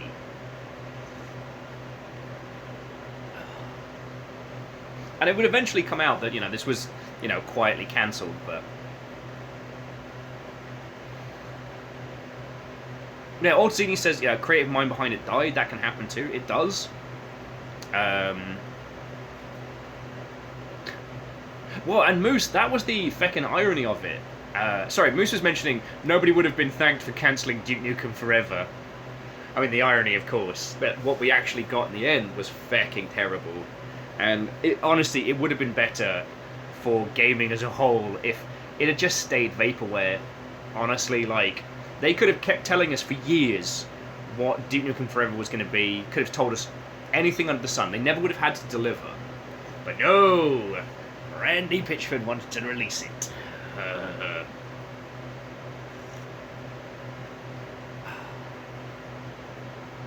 No one says, like Star Citizen.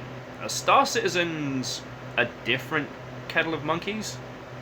Star Citizen's made so much money, they don't need to worry about us and our overall opinions. From the rumblings I've heard, in the initial... oh, God, is it Robert Industries that makes Star Citizen? Oh, God. Anyway, Cloud Imperium, I think it is. I heard in the early days they had a lot of problems with like production and trying to make the trying to make the CryEngine do big-scale multiplayer was a nightmare. Apparently they switched to Lumberyard, and I can only assume because Amazon just injected cash into their shoulder.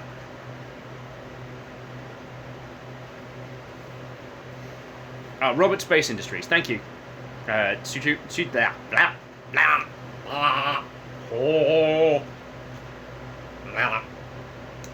Caffeine and C222. Yeah. That's a different kettle of monkeys, but just because, like, they made a lot of promises,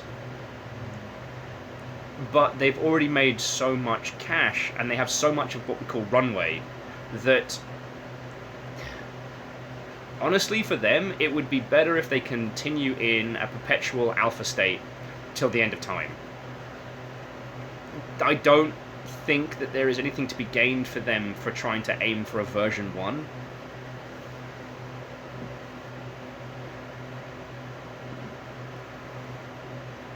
That's just... I'm not saying that's right, like, they should deliver on the product they pitched in the initial, but there's nothing good to be gained. If there's one thing we saw from the DayZ development, was that people were happy for that product to remain as an infinite early access, but once it came to version 1, then all the expectations and all the frustrations that people had that carried through into live, they were all kind of like laser focused and pointed. Yeah, Aperios is saying, do we know that Fortnite's still in beta? Yep, and it probably will be until the end of time. No, sorry, Fortnite's probably closer to Minecraft in that eventually they'll agree to... Eventually they'll agree on what a version 1 is and go from there. And Street 222, like, they have. And this is one of those things where, looking at it in a business standpoint and looking at it as a user, we have to separate ourselves. Because Star Citizen, no matter how you feel about the creative side of it, from a business side, they rock face. The videos selling the different ships were truly inspired. And the manner in which they marketed the idea of it to turn it into such a successful product. I mean, the joke is, they're not even NFTs, they're just the promise of a spaceship.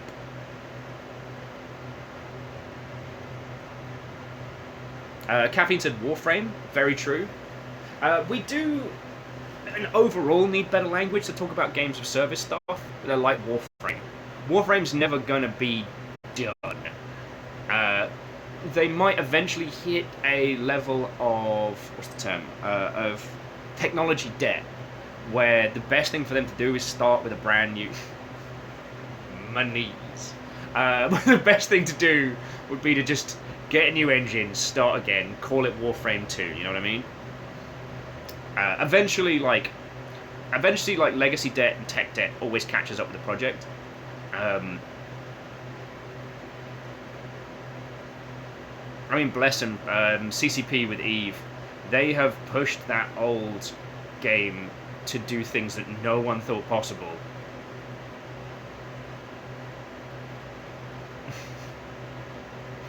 Anyway, so yeah, back on the conversation of like game cancellation, there's nothing really to be gained from it. There's never a good reason for announcing it, and 9 times out of 10, something's gone wrong. So it's much better from a PR standpoint to just never talk about the game as it's cancelled, because there's always a chance you can pick up development again on it, right? There's always a chance you might get, you know, Mr. Microsoft knocking on the door and being like, knock knock, Game Pass money, you know?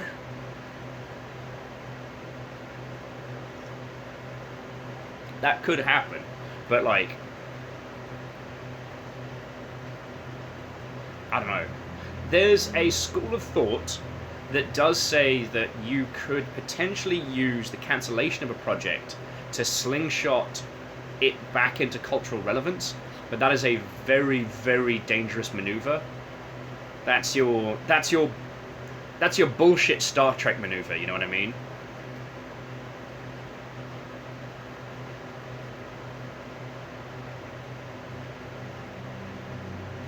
So Darth Tuttle, I don't disagree with the possibility that you can retire old code by rolling out new stuff. Okay, at this point, my knowledge as a coder, and that is to be very little, will start to show. But it's worth mentioning that, especially on the subject of like legacy debt and code debt and all of that stuff, video games aren't made the best way. Video games are incredibly hacky, comparable to other kinds of software. So often there can be... Often the manner in which dependencies of varying systems rely on one another isn't always obvious, and so it can make stripping out old legacy issues and installing newer, fancier ways of doing things. I don't think it is as simple as it would be in more well-structured development environments, but again, this is me showing my knowledge. That's okay, and so in Fable 6, you're right. CCP aren't using the same game engine. There are bits swapped out and changed. You're right, they did move back to 64-bit a couple years back. But there are still elements of that game that they will never be able to change. They'll never be able to add to. I have not worked on EVE Online, so I can't tell you what those are. And the pisser when it comes to this kind of discussion is that there's no way of us knowing, unless they tell us. We'll never know what their pain points are in development. You know, is it their fucking asset pipeline? Is it fucking, I don't know, farts on a spaceship?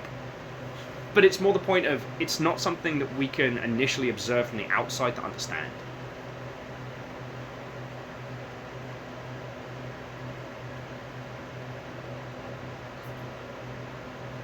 Oh yeah. So sorry, Darth Tuttle, I didn't mean to diss what you were saying. It does sound like that would be a fascinating read, and definitely something to get right into the paint of.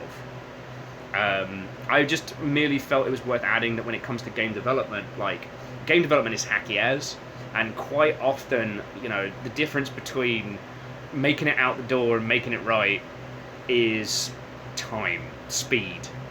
And yes, the time you save with hacky variants of doing stuff is why you end up with issues later on down the line.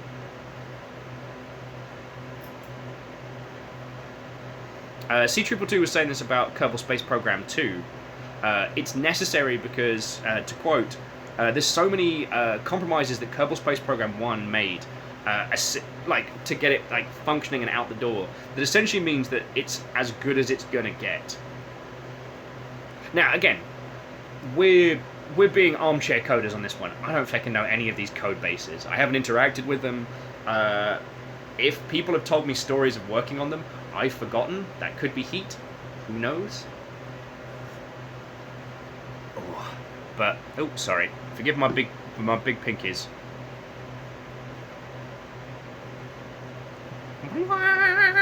But Kerbal Space Program is a good example of that, because the community as a whole managed to push that game way beyond its limits.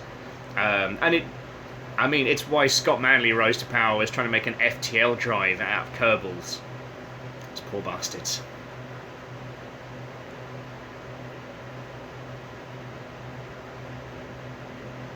Okay, that's cool. C222 was saying that the Kerbal Space Program dev blog is very honest about the limitations of the game. That's cool. God. No, as a quick aside, did any of you try the new Ark expansion? Genesis... Or was it Genesis 2? I feel like there's a Phil Collins joke in there, honestly, but that might be above my brain power today.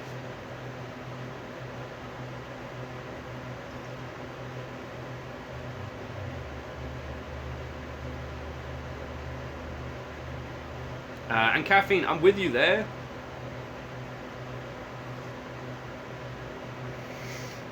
Thank you, Imperios. You managed to feckin' X-Men Inception that into my brain.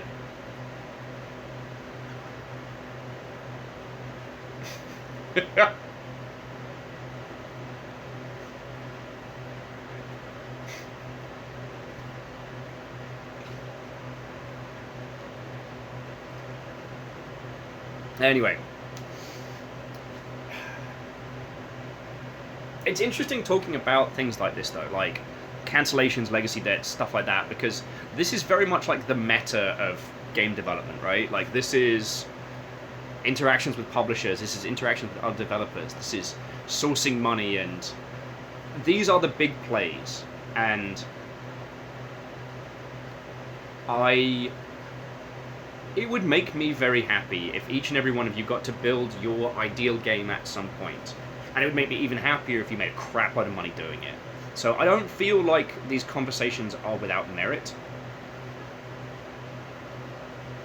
It's just... I don't know, whenever anyone in these kind of conversations says, you know, well, it's a real piece of string question, that always feels like a cop-out, like... I'm using the complexity of the question you have posed me as an excuse to not have to solve it. But it's very different from project to project, right? Like, what is correct for one studio could be absolute death for another. The problem with online or games of service games is that you do have to tell your user base.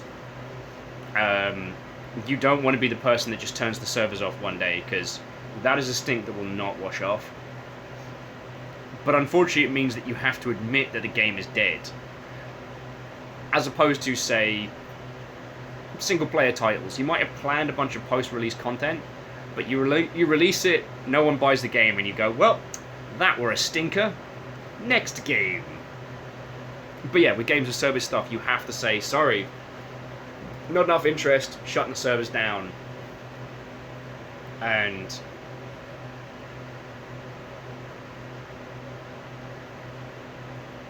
that can definitely lead to some straight up bad times.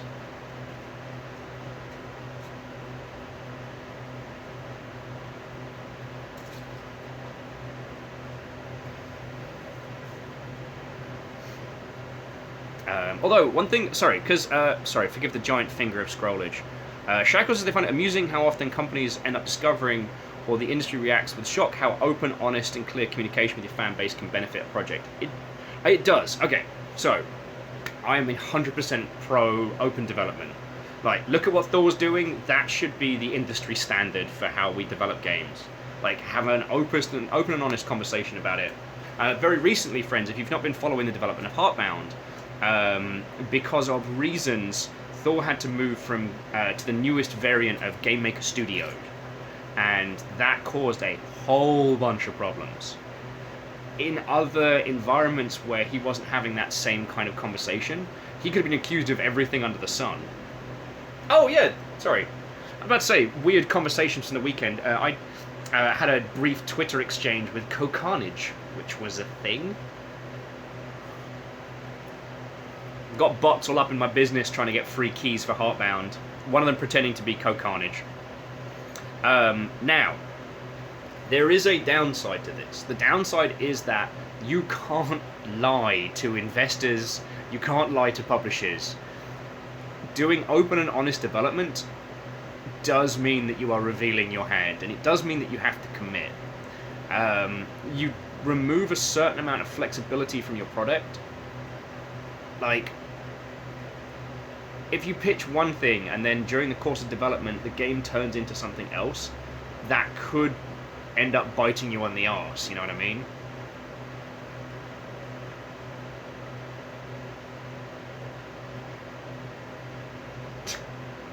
C222 saying that the Bohemia Interactive has been squeezing the heckin' life out of the real virtuality engine for 20 years. Yup.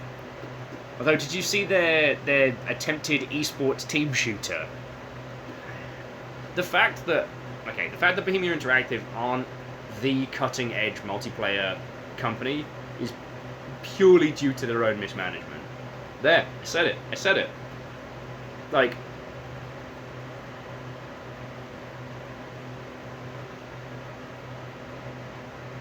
well, that's cool. So Darth Tuttle was saying that their company, they're working on measuring the debt service and cost of technical debt to make decisions on committing to retire tech debt. That sounds lovely. God. I was drinking in the bath last night, cold bath, just to kind of like bring my temperature down, which was very useful. And during my drunken conversations with myself, I was like, you know what? I should just apply to work at Valve, so that I can be the person that tells them, all right, come on, we're gonna fix all these old Steam stuff. For those of you that didn't see over the weekend, so Steam have the lab where they test out new features and new functionality that's going to be coming to the Steam platform. This is good. We like this. They don't moderate the forums around this feature, so God, it's a feckin' disaster. If you release a game on Steam, you have to have Steam forums. You can't turn that off, at least by my understanding. Like, there's so much about Steam as a platform that desperately needs an overhaul. But God, I'd love to go through Valve and just be like, right, what's going on here?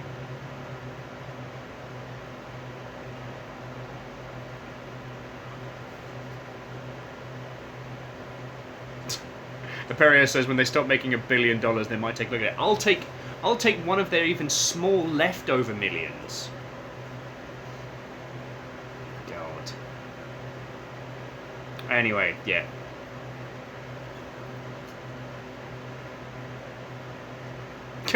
Joey Darth Tuttle says, at least Steam doesn't delete all your files when you uninstall anymore. Ah, that old chestnut.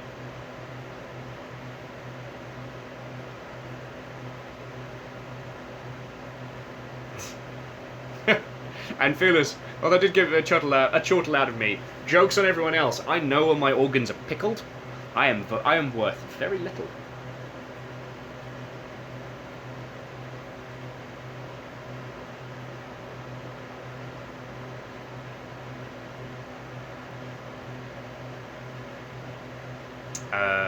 So I missed a larger portion of that one, Shackle. But so far, like, the Final Fantasy XIV team has been knocking it out of the park repeatedly, and it does feel like they've been given a lot more resources to handle the bizarre problems that have popped up for them.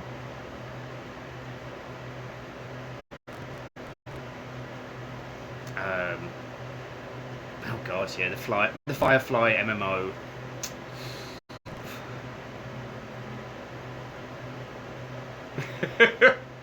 Sorry, Dark told us adding that they work in the bowels of making the internet work, the dark secret of the internet, and that it's all just a mess held together with load-bearing duct tape and prayers. Feckin' right. Feckin' right. But the thing is, like, I'm not a programmer, I don't know technology to that level, I can only really talk about video gamery stuff, and I know a lot of the business around video games much better than I know, you know, I don't know how to, you know, set up a stable code base to stop yourself from having to hacky-sack your way through an entire project. It's...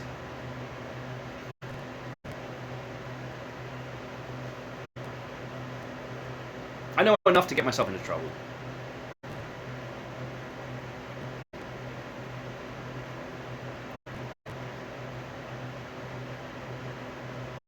Okay.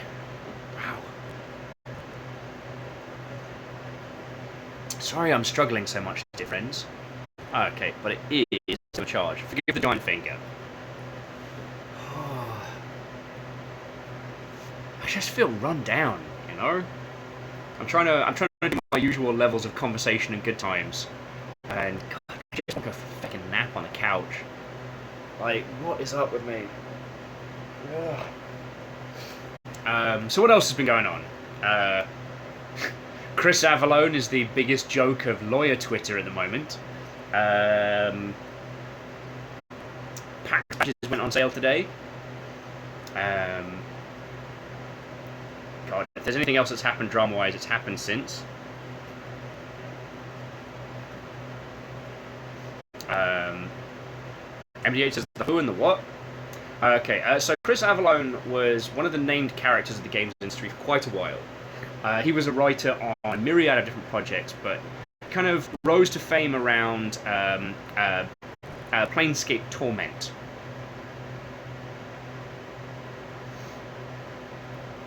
This was Ehrman, TSR? You'll have to explain that one to us. Remember, acronyms, there's a lot of them. There's a lot of them. Yeah, so Chris Avallone was a very prominent figure in video games for a long time.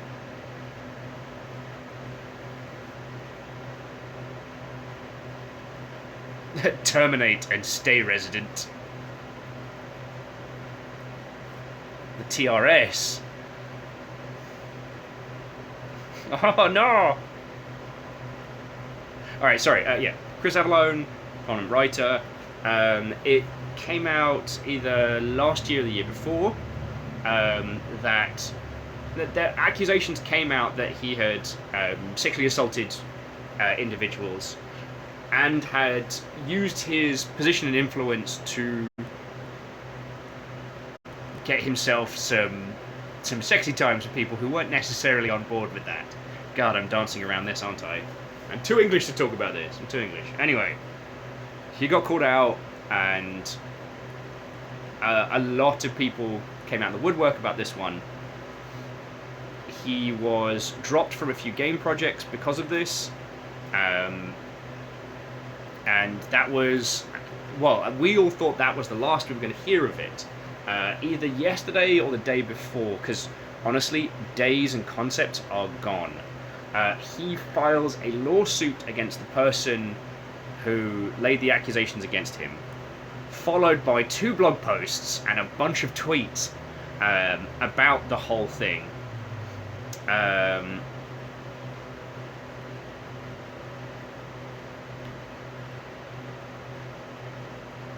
And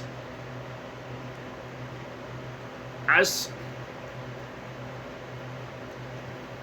what he is doing is being done in such a manner that a lot of the legal individuals that frequent Twitter had a look into the case and article that he was putting forth, which is to TLDR a little bit. It's a slap suit, which, if you're unaware, slap suits are unfortunately common in the US and are a means of essentially like locking someone up in long drawn out legal fights to keep them from talking about a thing.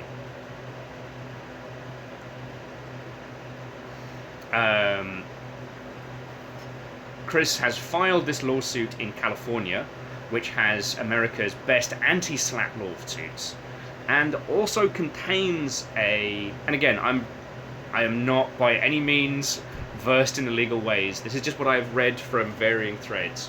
But California has a slapback system where if someone tries to hit you with a slap suit, you can smack them right back. Oh yes, Aperius, that's a good point. Last week tonight did a great episode on slap suits, so it's a good place to start. I'm not the person to explain that part to you. Anyway, aforementioned, the suit is a mess, and will probably get thrown the feck out. And it's...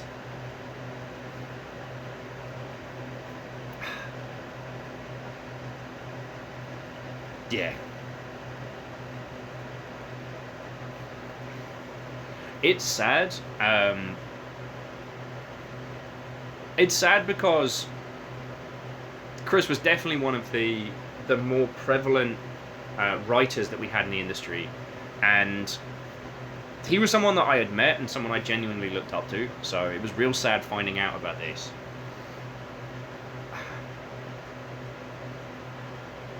However, it is hard. Sorry, friends. I'm trying to be all diplomatic on this one because I don't want to be one of those individuals that just speaks about people in the third person, like, you know, like it's not, there aren't human beings involved, like there aren't. I don't want to be one of those individuals that just throws shade professionally. God. I know life would be so much easier if I just turned into one of those rage YouTubers. But that's not what we do here. We are calm, we are empathic. I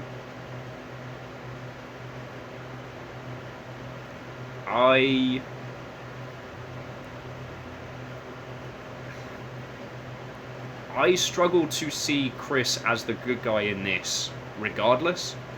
And using, you know, the wealth and influence that you have to smack someone down who said, hey, you did a bad. That's not the motions of a hero. That's not the maneuver of a good guy. Do you know what I mean?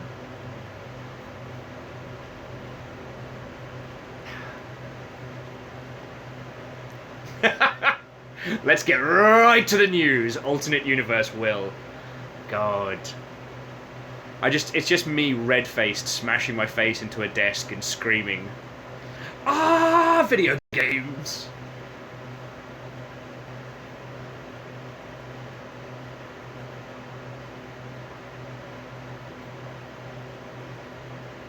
But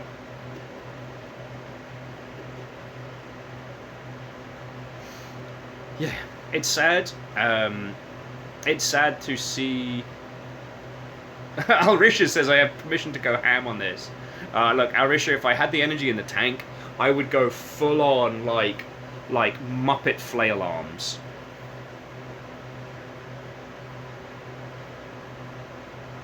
Dark Doll says, going Frankie Boyle about it's more your style. Oh my word. Yeah, C222, that could be my alternate universe style. News, bam. Games journalism, bam.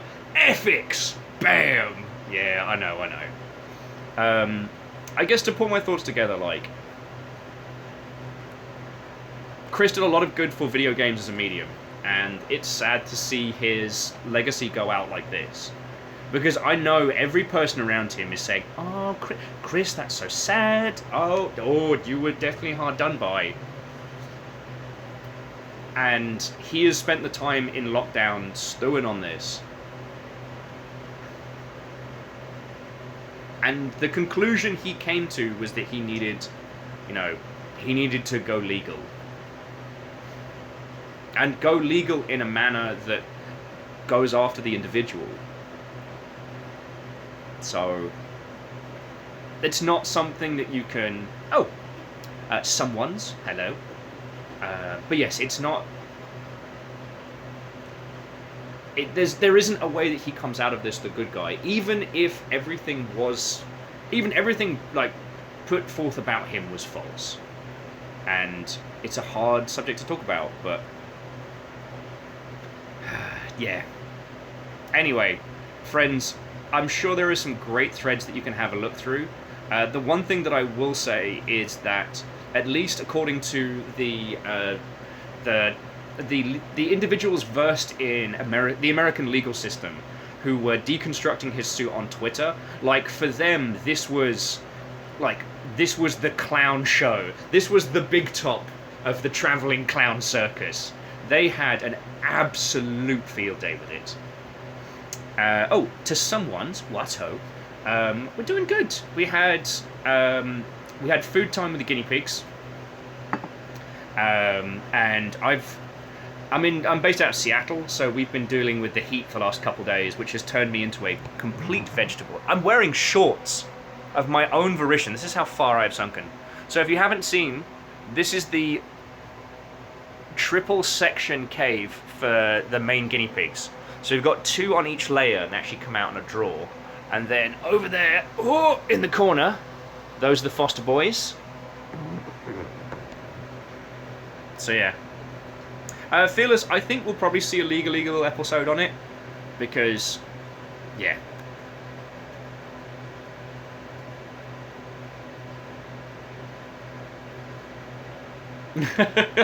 Okay, so Phyllis, I actually know about this. Phyllis was asking Will, do we need to get you a kilt, or is that culturally insensitive? It depends on the tartan. Certain tartans are for certain family lines, and it's very uncouth to wear a tartan that represents a clan for which you do not have a lineage. But there are particular kinds of tartan that are just as you are. So,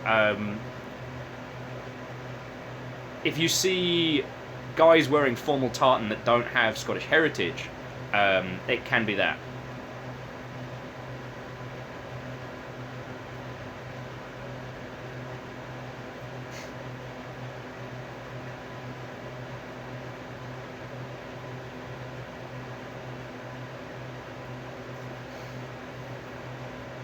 Oh yeah, and Fearless, yeah, you see, you've got that. Anyway, I think we've covered that. It has been interesting. It has been interesting to see how much. Yeah, see, you get a little flash of legs today. It has been interesting to see how, especially games like Dying Light 2 suffered from just like the. Oh, Alrisha is of the. Okay, you know what? I'm not going to try and pronounce that, but I'm very happy for you. Oh, your wolf whistling at me. Team Pasty Knees!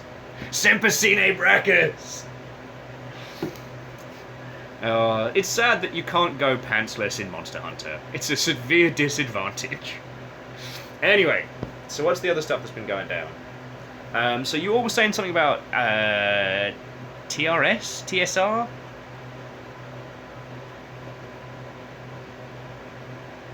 I haven't, there's been a whole bunch of like gaming stuff that I haven't been keeping up with, so I'm very sorry on that one. I think they're adding the new Tekken flavored Smash character. Is that today, I believe? And I've got to admit, I've been watching the demonstrations of. Is it Kazuya they're adding? I get all the angry eyebrow crew from Tekken all mixed up. But I've been watching some of the movesets from this new character, and what's been fascinating is how all the demonstrations of the movesets are always against poor little Isabelle from feckin' Animal Crossing. So yeah, okay, so it's Jin. So it's Jin just going full ham on the loveliest little dog in video games. I mean, okay, yes, she would absolutely swap jobs with the Doomslayer in a heartbeat, but she's fighting demons there, which is fine. And Stooge, what ho, friend? How you doing, mate?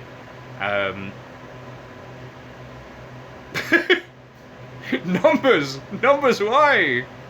She had it coming. Zaylen's like, don't be fooled. Isabel is a monster.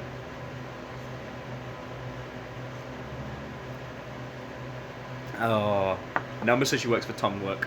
Someone says, let me do my Monster Hunter pantsless speed run. Any percent. God. I mean, it is doable once you know the patterns, I guess. I'll talk to Tuna and see, is it possible to finish Monster Hunter without any pants on?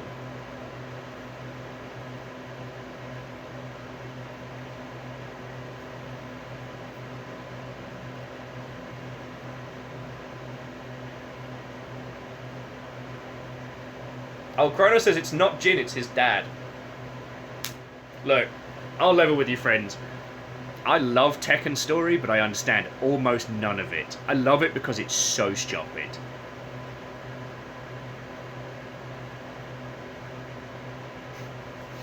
What else has been going down? There was something else that had me chortling and checking. Oh yes, I mentioned this earlier, but I feel like it warrants saying again. That we are going to be getting a new Control game and a spin-off, which is possibly multiplayer. Oh, Salen was saying, sorry, forgive the giant finger. Darth Tuttle. I can do it without pants, but I still want trousers. Salen says one of their guildmates got top 10 server ranked PvP while refusing to wear a shirt. That's cool. C222 is asking, can we postulate about why Jonathan Frakes is doing freaking promos for bloody PUBG? Money. They got that big money. They've got Jonathan Frakes money. You want to know how much money PUBG makes? It makes Jonathan Frakes money. That is to say that you can pay Jonathan Frakes to hang out with you. Okay.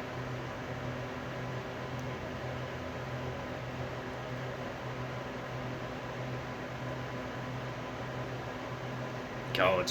And Shackle, yeah, I don't even want to think about what they'll have to do with future Smash Brothers to include even a fraction of the loadout. Unless Nintendo were very smart with their contracts and were like, we want to add your character to Smash Brothers and any future Smash Brothers that we choose. That would be smart. Alright, Lost Flowers says, when the kids of Gary Gynax is attempting to restart TSR, the company that originally made D&D before it's told to Wizards, and it's not a good situation because they're being idiots. To the someone, I am a Monster Hunter player. Our little channel logo was like, what if Longship but Monster Hunter styly? And I have been a fan, I think, since Freedom Unite. I was aware of Monster Hunter when it was just on the PS2, but I could never get a copy, and I didn't really know it. And then when Monster Hunter Freedom Unite got a big launch in the UK, I finally got the chance to start playing it, and it's feckin' grand.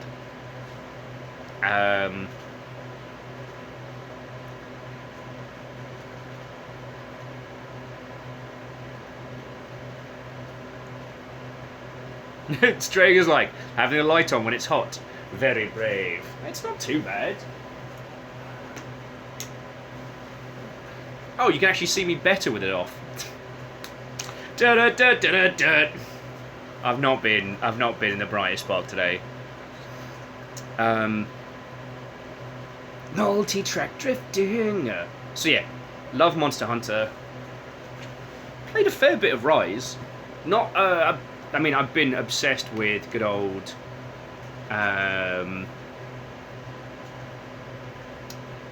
Monster Hunter World. Oh, Salen says that Jonathan Frakes will record you a message for $300.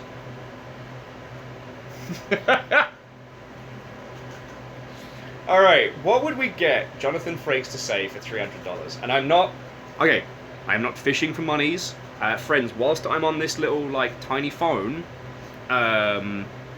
I don't get alerts, so I can sometimes see things that come through chat. So please, don't. Me and my big mouth. All right. I won't know. I won't know.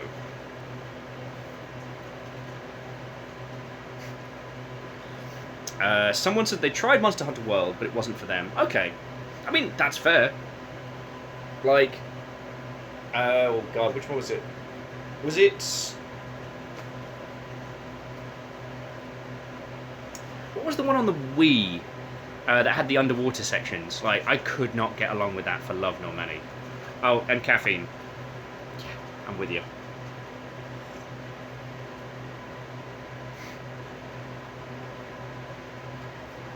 Okay, numbers. Yatera.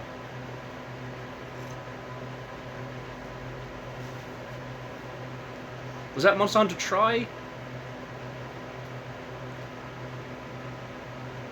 God, the naming convention gets very confusing.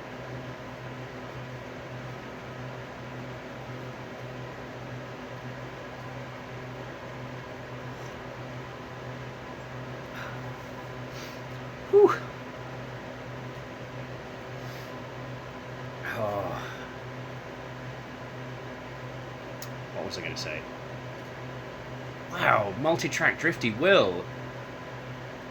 I'm a drifty potato.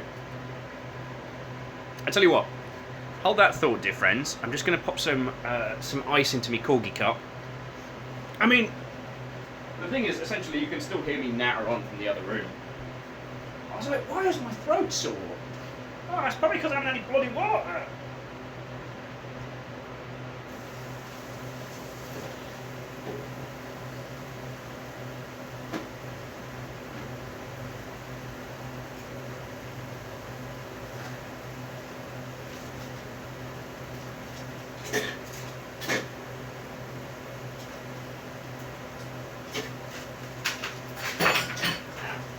Fuck everything.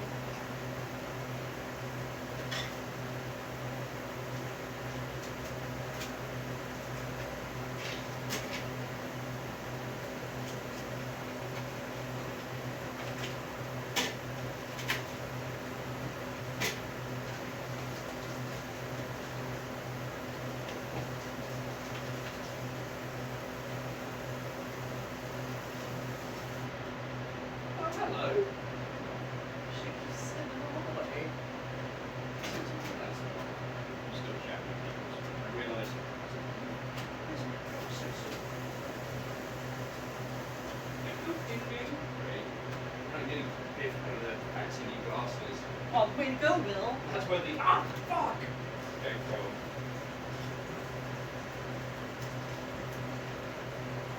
How's the back room treating you? Good, warm. 90 degrees. Fuck that noise. Alright, where were we? Before I started almost breaking glasses. Big girl. River, come here. River, come here. Come here. Hey, come here. Up, up. Come here. Up, up. Yois. Up, up. Come on. Come on. Yes. Oh, big girl. Friends, the star has arrived. Let me see if I can readjust the camera so you can all see more River. Because let's be honest. Oh, let's be honest. There's the true star right there. Yeah. So there we go. Yeah. I can't cuddle her too much so I don't overheat the poor dog. So where were we?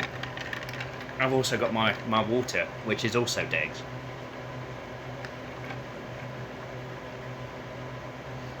You're his big girl.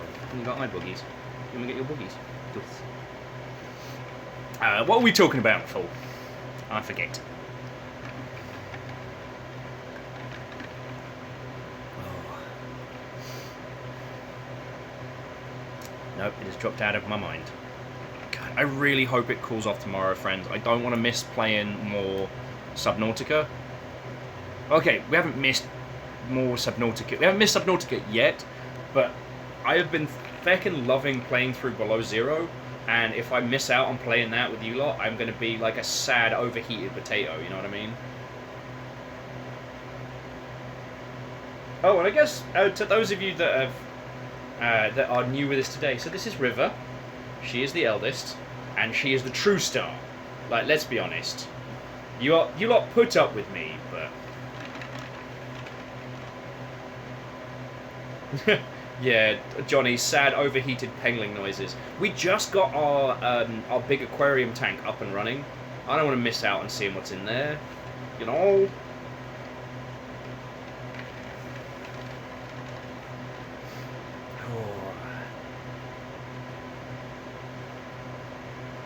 And she is, Miyagi-Tsukura, she's the posh dog. River here is actually famous. She is in an airport for aliens currently run by dogs. And she is definitely the star. She's the dog that consoles you if you miss your flight.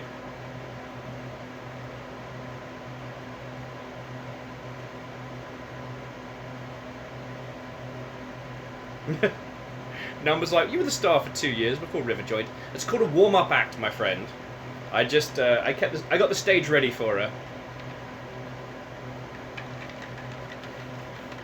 Oh, don't mess with Agua. Beltalora.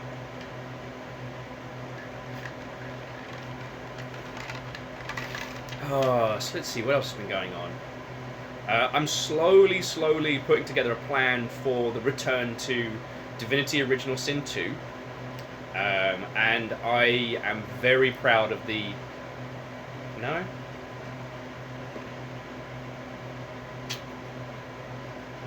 I have been deemed unworthy, friends. I have been deemed unworthy.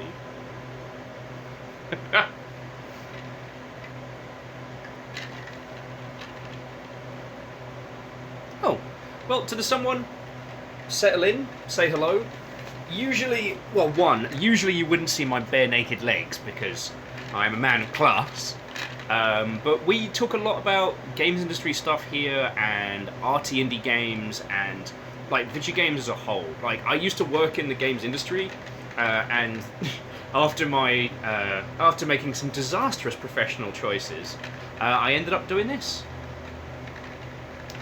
Stray's like, is River going closer to the AC? She is. She also, I don't think she wanted to be on the on the sofa that retains heat, next to the thing that generates heat. Oh yeah, bare naked leggies. Woo! My tattoo that I got drunk in Camden with my mate Leon. We should not have been allowed to get those tattoos. We were feckered up.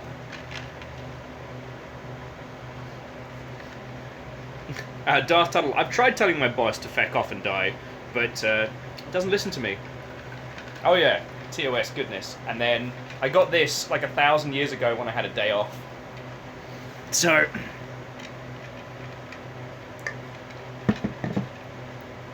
I'm just flashing tattoos now. So what are we talking about? Well, we're talking about Subnautica, and I'm hoping to be able to play. No bare photos. Well, I had a check, and so long as the feet aren't the direct focus of the content, we should be okay. Alrisha says, tell us more tattoo stories. Sure. You probably know this one, which is the I Dare symbol, which I got when I got chosen. Alright, I got these ones here. So we got the Friendo, which is our little non-copyright infringing mascot.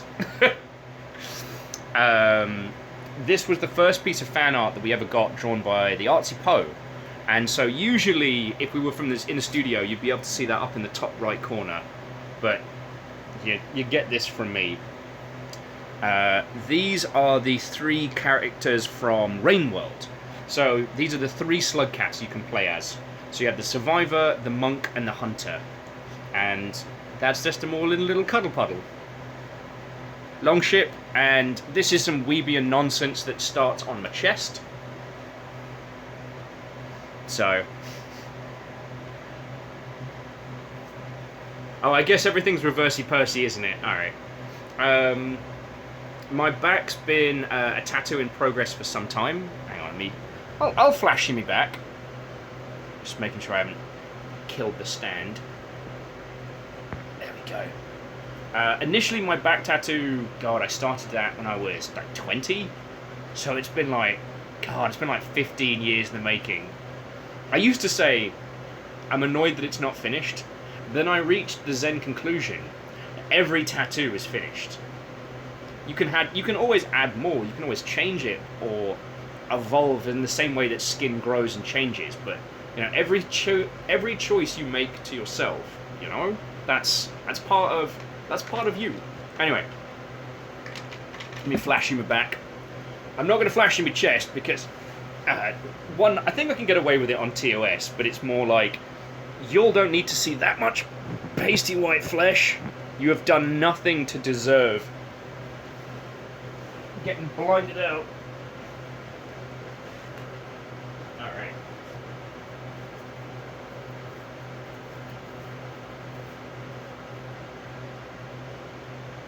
Oh wow. The white balance can't even handle it. So yeah. Dat me. Oh no, outrageous, total weeb nonsense. It's initially taken from the concept art for Okami, or Okami, or however you want to pronounce it, and just it was initially kind of like a work in progress over, you know, birthdays and Christmases and stuff.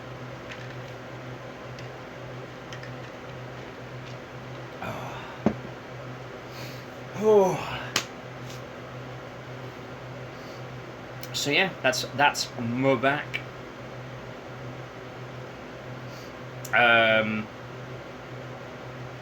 Things that I'm. One of my goals has been since doing this is to get more tattoos of things that mean something to us. So that's why. I mean, admittedly, I had a friend that could do this, so I was able to get this set up. But I do want to cover this arm in things that stories of ours, games that are important to us. So, like, I'm going to get the address to the center of the universe. I'm going to get, oh god, probably something based on, like, one shot. There'll have to be a WOM at some point. As yep, numbers. A little peeper, I think, might not be a bad shout. I might also consider getting, you know, the loading bar from Subnautica Below Zero, a little pengling, like, running along and then falling over, and then getting back up and being like, oh, hoppity, jump, blip. I might get that. The pengling, not the, yeah. The pengling, not the loading bar. Lord Lost says to just get Frankie along my arm. Or, here's a counter suggestion. How about no? How about we do anything else? Lyrius, actually, I haven't checked on our little flatmate. He should still be living in the pod. Bless his cottons. Jackie Fox is debating if they should just go and get the tattoo this year. Well, I'm not the best person to take advice from. Like, I've got drunken tattoos, which most people will advise you against. I am very much of the philosophy that it's not like decals. The idea isn't to get the most extravagant art with the fanciest story. Because, for me, while you can have reasons for getting a tattoo, tattoos develop their own stories. The thing that nobody tells you, right?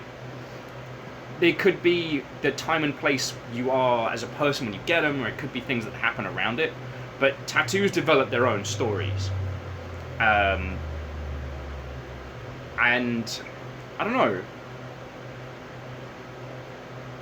Part of the human experience is trying to be the most you that you can be, right?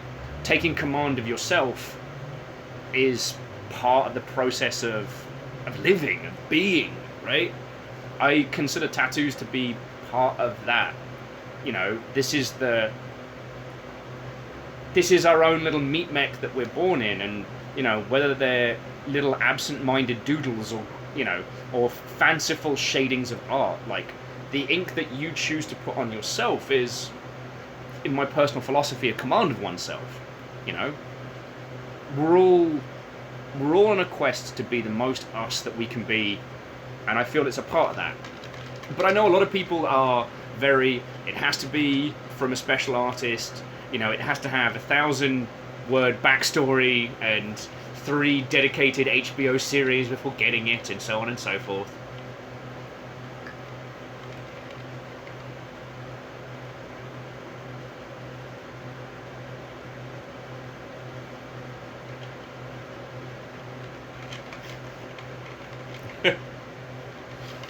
Well,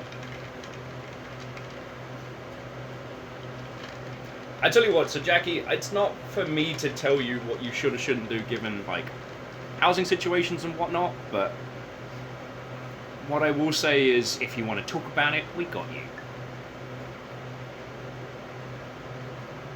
Oh, so Lyrius, the interesting thing about actually getting a tattoo done is, it's one of those things where the concept of what you think a tattoo is going to feel like is very different from the experience. You expect it to be like this sharp, repeat. Like you were saying, like the concept of a needle stabbing you a million times. And what I will say, hand poke tattoos are very different and very painful. Don't do hand poked unless you want to. I'm not your parents. But what I will say is the experience of getting a tattoo, especially if you get it on somewhere fleshy, it feels like kind of like getting scratched a little bit. Oh. It does feel different dependent on where it is. So like, these ones here were almost relaxing. Like this big old squishy part of the meat, though as you get down towards the joint you can feel it a lot. The back is interesting because depending on how your nerves are spread out, you can have whole swaths of your back that are, you feel nothing, it's calming almost. And then there are parts of your back that will make you tell them where the microfilm is, if they ask you. Oh, doing the back of me kidneys? Feck that.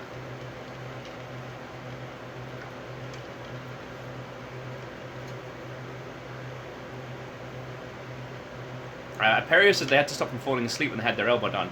Yes, but you're hard as bloody nails. Like, everyone's pain tolerance is different, and there are places that you'll be able to handle that others can't, and vice versa. Like, loads of people talk about the spine being very painful. I found the spine to be uncomfortable. The reverb against the bone made me want to go, ugh, but it didn't hurt. You know what I mean? That wasn't the bit that made me want to tap out. Back of the kidneys, fuck that. That's probably going to be left blank for the rest of my life. Jackie says the sternum. Oh, this bit here. Again, I've heard varying things from varying people. Some people will say that the reverb on the rib cage is very, very uncomfortable. Others have said that across the chest and across the sternum is becking painful. I'm sorry we're getting into tattoo talk here. The other thing is that your state of being will drastically change how much pain you feel. So like, if you've had a good night's sleep and you're in a good headspace, you'll be able to handle a lot more than if you're sleep deprived, if you're unhappy, or if you have like, you know, a cold coming on or something like that. I guess I was apologizing numbers because I feel like tattoo conversations, I get a little bit preachy and a little bit self-centered. You know, I get to that point where I'm not doing the thing, which is I'm trying to facilitate a conversation. I'm just talking at you. You know?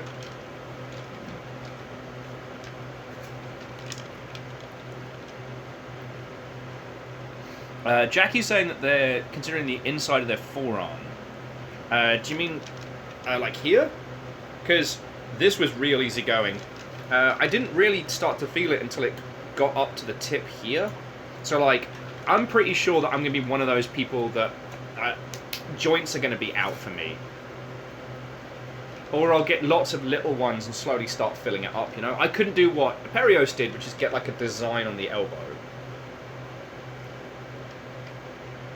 And Perios is saying, forearm is super chill till you hit the elbow.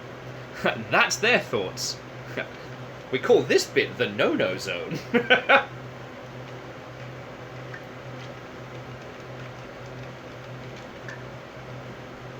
Fearless says they considered duplicating Adam Savage's tattoo because it's one of the few tattoos that's especially practical. That's kind of cool. I drank with a dude that had the three panel comic format on his forearm, so that in a bar he could draw on it, or people could draw like little comics on his arm, which I thought was real cute. Like,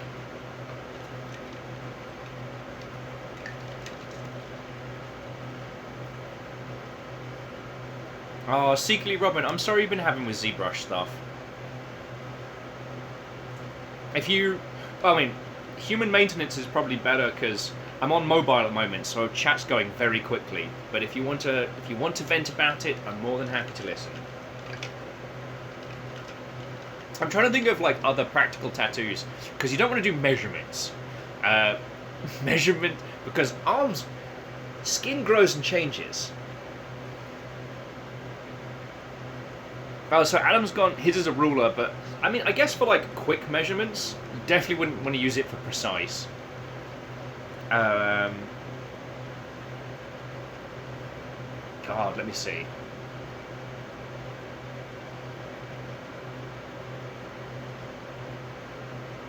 I wouldn't recommend anything on the belly. Like stomach or gut, I wouldn't recommend anything in this kind of like this region. Not because of pain, but because it's one of the areas on your body which will probably go through the most amount of change throughout your life. And I met a gentleman, and in fairness, he was a bit of a jerk, but he got an Animu pin-up girl tattoo across his stomach, which I'm sure seemed like a great idea at the time, but then as his lifestyle changes and his body changed, he got a belly, which is fine. I'm real happy with mine. Occasionally I look at myself in the mirror and I'm like, what is that pale looking gremlin mother? Oh wait, no, I have body. I don't look like a skeleton anymore. And I'm happy with this. But when you go for something that looks like a person that has a defined wrong, or something that has like a pattern, the way in which your body changes will affect the design a little. That's not a bad thing, but it's just something to be aware of. Arisha says their boyfriend currently has 0 tattoos, but he wants to get a full sleeve. I'd say go for it.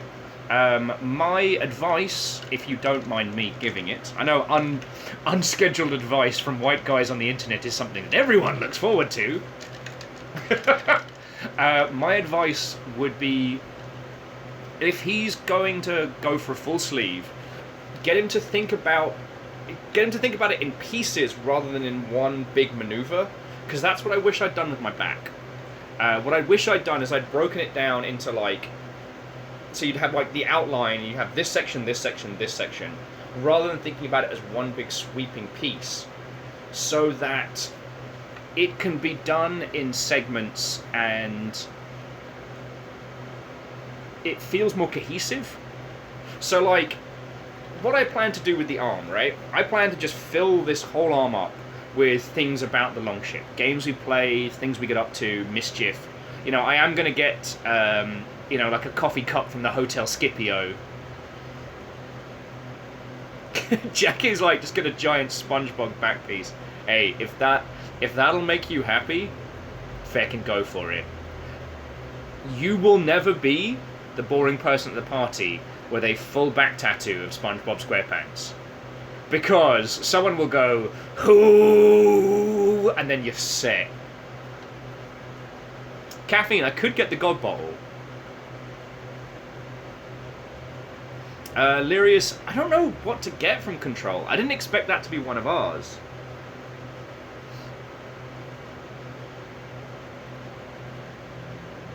XT Johnny P says, where's the Longship bowgun? I'm gonna get the bowgun logo as a tattoo, but I've got, yeah, that's just the long and short of it. And Lord Lost, thank you for the 100. Sorry I didn't mean to set you off there, friends. Yeah, there's loads of great iconography from from Control. One thing that I will say is, and I know this kind of goes counter to the get drunken tattoos that I've done, but do research what you're going to get, even if it's something that feels like it's very standard in place, because there are... Not every tattoo is part of tattoo culture, but there are tattoos that have deeper or grander meaning, and you wouldn't want to get something etched on your flesh that had hidden meanings that you weren't around for it. Wait, no, I don't think I said a sentence that made sense there.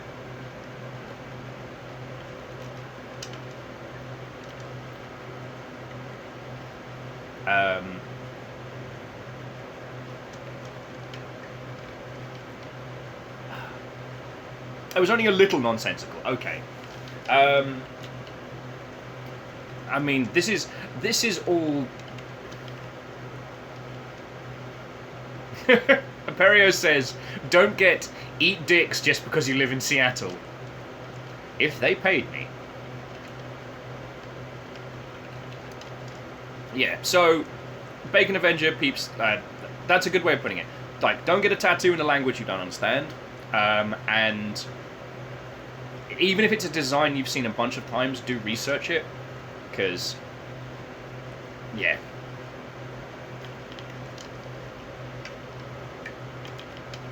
Maybe a small fishbowl. I do miss the fishbowl. I don't miss the background noise, friends. And while it's glorious having air conditioning, it would be glorious to have the air conditioning of GameWorks, having to get there, fuck that noise. Sado says, the classic laundry tattoo written in kanji.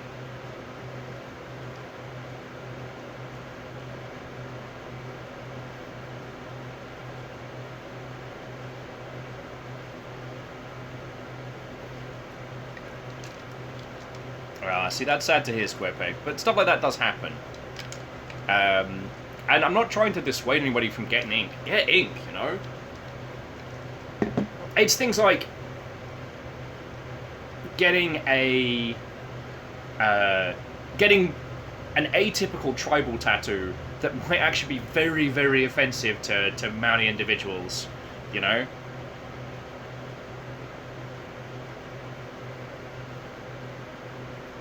I'm sorry, I'm kind of taking the fun out of the conversation here by bringing in, like, the real stuff.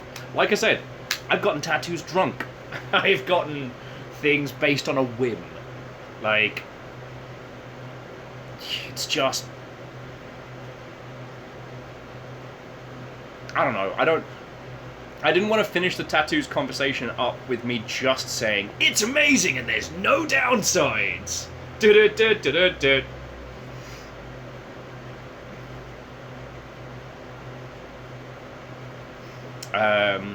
And I will recommend the t-shirt and jeans rule for any of you mask-presenting folk. Femme-presenting, unfortunately, it's trickier. It shouldn't be. The reason why I'm getting all of this here, and will probably go down so far as the hand, is essentially kind of like a commitment to this. You lot keep me alive. You have been for over 3 years, and I want to keep doing this for as long as I can. And once, if the longship ever comes to a close, if this ever comes to an end, I want enough reminders of the great times that we've all had. I've worked in gaming for a decade. I have a lot of experiences. I wouldn't be shutting myself out of any professional avenues by getting a big sleeve tattoo. The t-shirt and jeans rule is a good one because you don't know where your life might take you.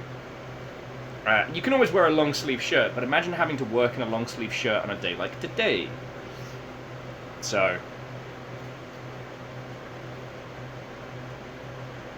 Perio says, get your neck and your knuckles done. They had to get real invested.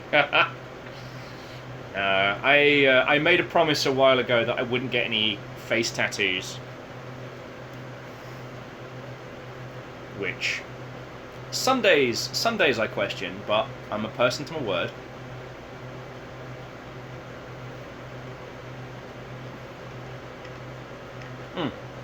No, and Fearless, I totally agree with you. Like, in gaming and creative spaces like tattoos and like anything self-expressional like that, it's fine. I almost ended up going down a very different professional path back in the day, and that might not have gelled with, you know, with hand tattoos. You know what I mean?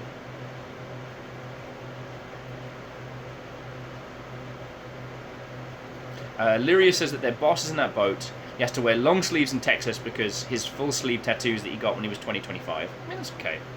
I should also say, there is a gentleman I know who runs a tech company here in Seattle who has the alchemy deconstruction sleeves from Full Metal Alchemist. The guy's badass. And yeah, he owns his own tech company, so he's not...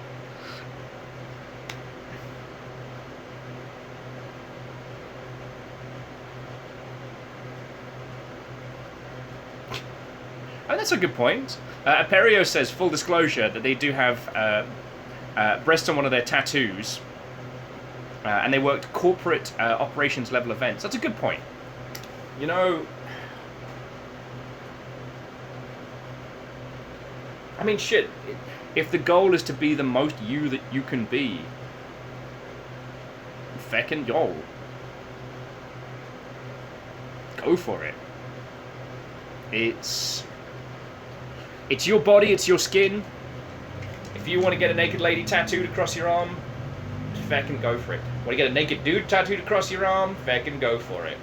Or like one of those mad fold-ins where you kind of like bring the two together and it's like, haha, it was actually a gigantic... Anyway, so on and so forth.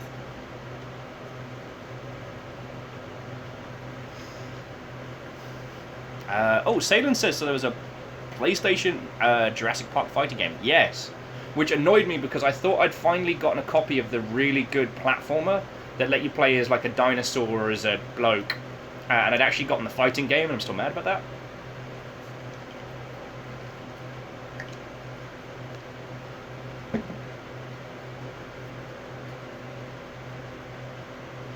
Androv says the stigma of tattoos used to have is starting to go away, but who knows how it will be in the future. That's true.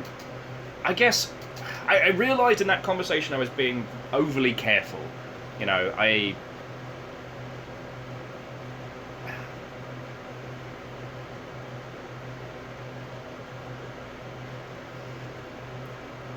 don't think that we should ignore the realities of stuff. As Asado is pointing out, like, you know, in parts of the world like Japan, tattoos have very, very specific meanings, and you do need to cover them. But friends, I sincerely hope that the world continues to become a more kind, a more caring, and a more tolerant place. I would love for us to get to the point where you being the most you that you can be, as long as you're not doing a bad to anyone else, like, so long as we can continue to support that, then feckin' yo. Empathy first. Be the most you can be. And if you want to get covered in tattoos, if that's how you claim yourself, your body, feckin' go for it. I'll support you. Alright? And if we gotta go fight a bunch of jumped up douchebags to continue being ourselves, then we'll feckin' do it.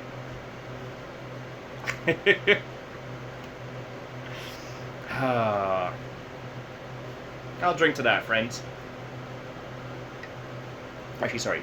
Cheers to you. Coffee in one hand, water in the other. Hydrate, dehydrate, hydrate, dehydrate.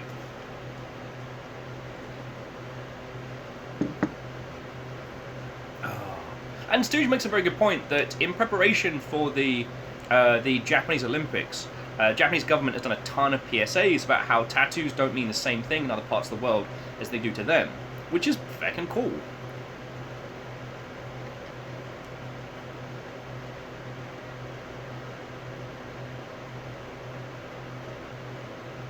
Oh, and Firestrager finally got to play Strangleland. How was it? How was it? I've started the planning and the prep for Unbound. Unbound? Yeah. However, I don't know when we're going to finish Subnautica. So I will admit that going onto the cool, rainy streets of New York after surviving Subnautica and this bloody heat does sound really nice. It's unavowed. Okay, yeah. And Strags, I will make sure to give you as much of a heads up as I can on that one. Look at us all hanging out having a natter. Sorry this isn't the skateboating day that I promised you. We were going to be playing a game called Wave Break today, which I still think you should check out. It's a skateboarding boat game, or a skateboating game, and it's just glorious. MD8 says they're trying to ignore the desire to go out for food. They ate, but they're still ravenous.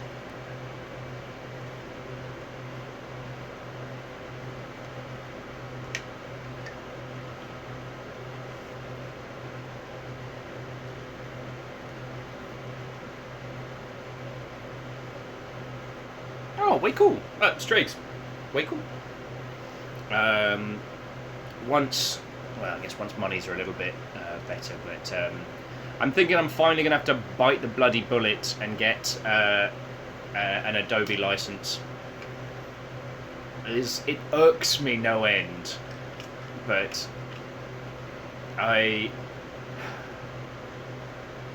don't know. I've been having to relearn a bunch of different programs every couple of years, and I think I might have to just suck it up and get I'm not going to get an Adobe license tattoo. Oh my god.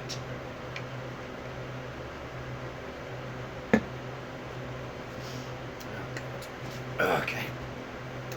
Flashing my knees.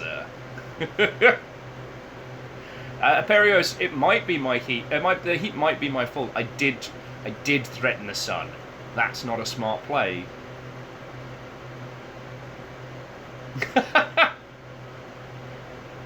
Get an Adobe tattoo next to your Jira one. Jira ticket. Feck. Jira Trello.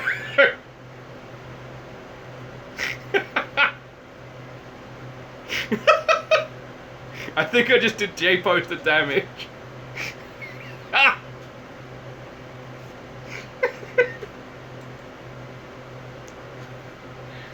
Oh, lordy, lordy.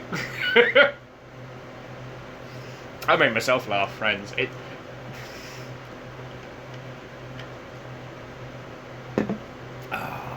No. Update Jira.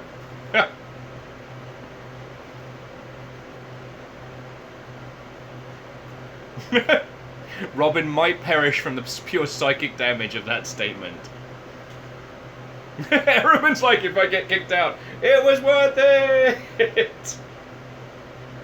And then please come back, because we would miss you. God. I will say though, friends, like, this heat has been kicking my ass. Like, I'd love to tell you the last 2 days while we've been living just in this little living room. I want to tell you I've been doing like a whole bunch of cool and interesting things, like I've been reading books and playing games. No, I've just been an overheated vegetable.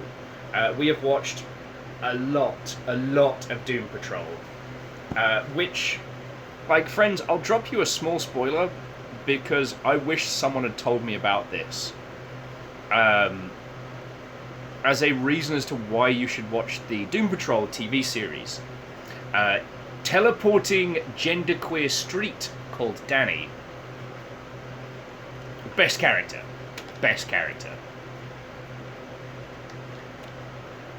Autozini says, do you want to talk about the game you're scheduled today? Oh yes, yeah, Wave Break. It's got that fun early PlayStation era Tony Hawk's flavour, but you're a crime bear trying to get away from the cops. So you drive your boat like a skateboard while doing crimes. I'm fecking down for this.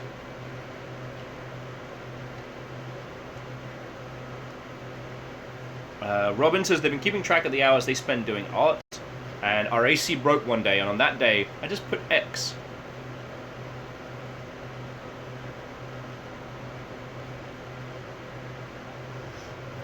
I can understand that one.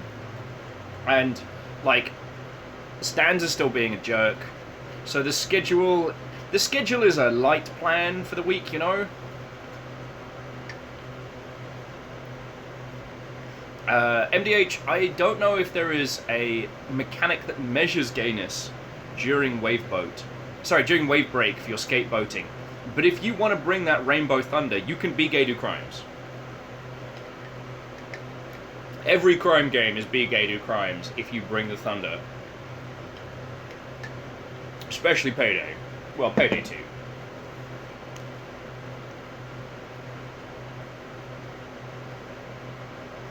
Oh. But yeah, it means I just don't have a lot of good stories to natter at. Yeah, Doom Patrols ended up being brilliant. The similarities to Legion can't be dismissed and is glorious. But that might be because there's been more than one song and dance number, which, if your show has a song and dance number in it for almost no reason, I'm in! I don't know what it is. I think it was just the musical episode of Buffy was so ridiculously glorious that it's a trope I'd love to see repeated. Also, the musical theatre demon could be any superhero, except for one that can also use the same power. Like, what's Batman gonna do when he's busting out show tunes? Nothing. Take that, Bruce Wayne. Oh, you've got $1 billion, and you're super rich. Can't do anything about that whilst you're being made to sing Chicago. MDH, the musical episode of Scrubs was amazing.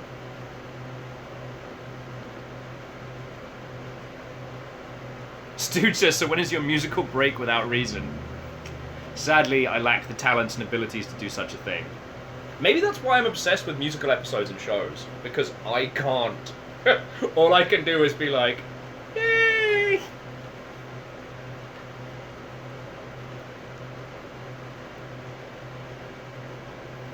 Oh yeah, and I'll reassure you, the songs from the Scrubs musical episode are great.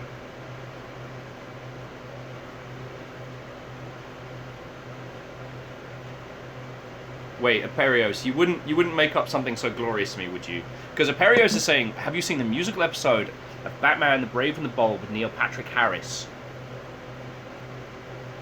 No, you wouldn't. It's real. It's real?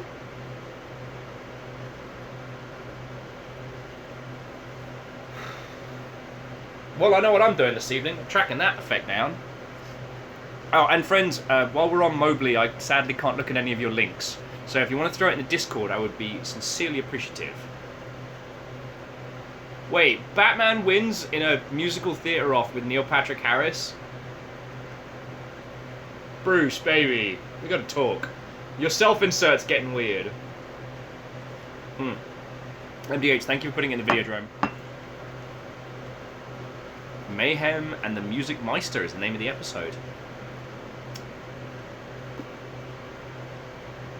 Batman just beat out my favourite idea, which is, well, that's BS and chips.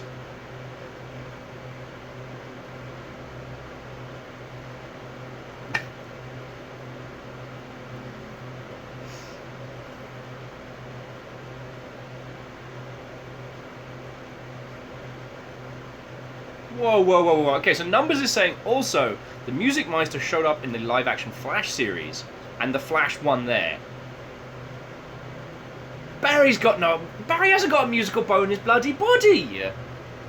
Oh, it wasn't Neil Patrick Harris. Well, there we go. Like, if we were suddenly informed that Neil Patrick Harris is some kind of, like, metahuman or, you know, superhero or otherwise, would anyone be surprised? No. We'd be like, cool.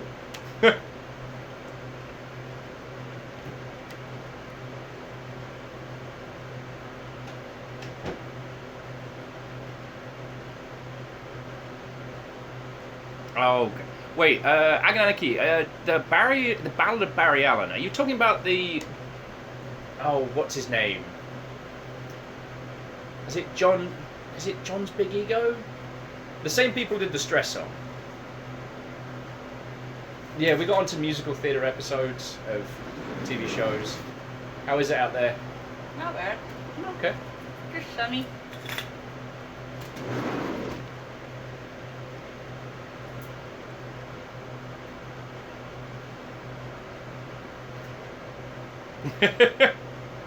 Al Risha says they feel like Neil Patrick Harris's whole life has been be gay, do not do crimes. Be gay, fight crimes. Although I tell you, it's rewatching How I Met Your Mother. Still brilliant. Sorry.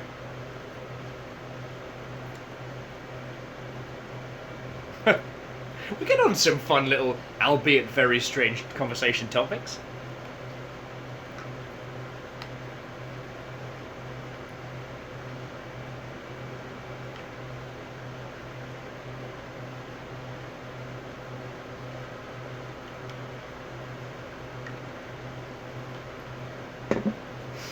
Oh.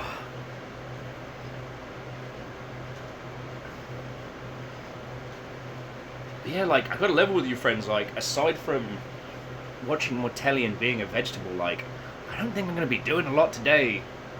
I'm gonna have a bum-ass nap after I'm done chatting with you lot, and then, who knows?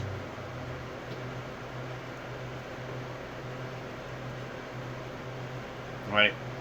I've had an invite to go out for a pint, and right now, all I want to do is just snooze. This heat needs to feckin' do one. See, friends, I'm your cold weather friend, alright? I'm your let's go out in a blizzard. That's a great idea.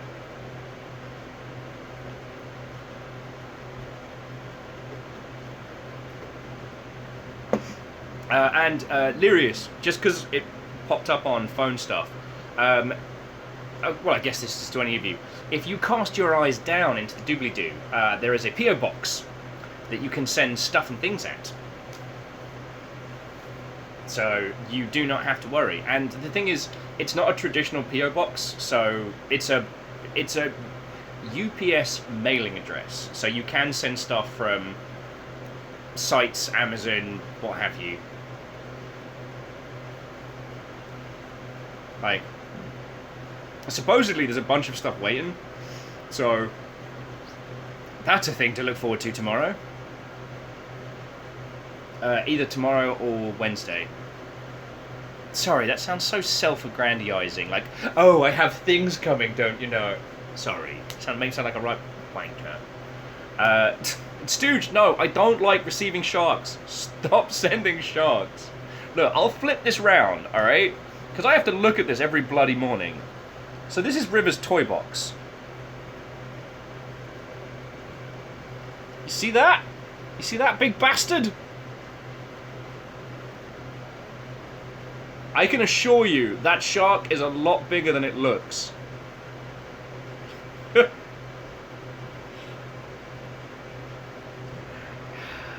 Don't send sharks.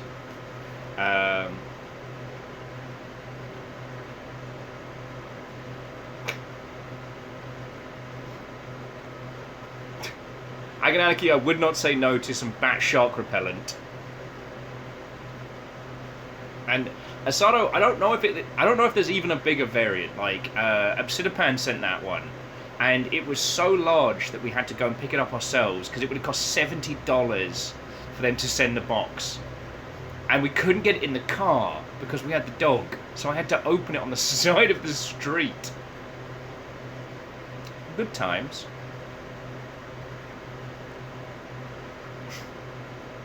You're all terrible.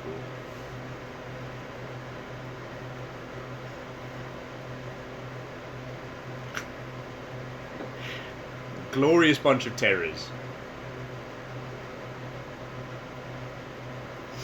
Oh, lordy, lordy. But no, if any of you ever want to send stuff, that's the link down the doobly-doo. It all makes it here. And we're feckin' grateful for it, you know? Like, I know a lot of them were sent to mess with us, but like, we've got the Gundams around the house now. Kids alright? Just making sure the girls went out of water. You do not need to send more Gundams either. I have lots to put together, and I've got to do them all before November.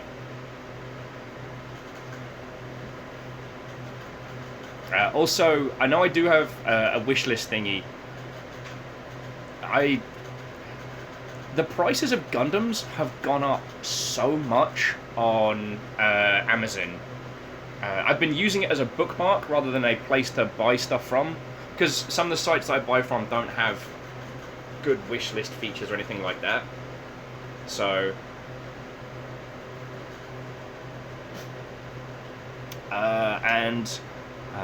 Arisha, lamentably, I don't have a useful good paints at the moment. My hope is that at some time in the mystical future, I can get like a spray box where I can start doing airbrushing and things like that. That would be lovely. But at the moment, I don't have a place to do that. So it's like, it's sad British noises. But thank you kindly for the offer.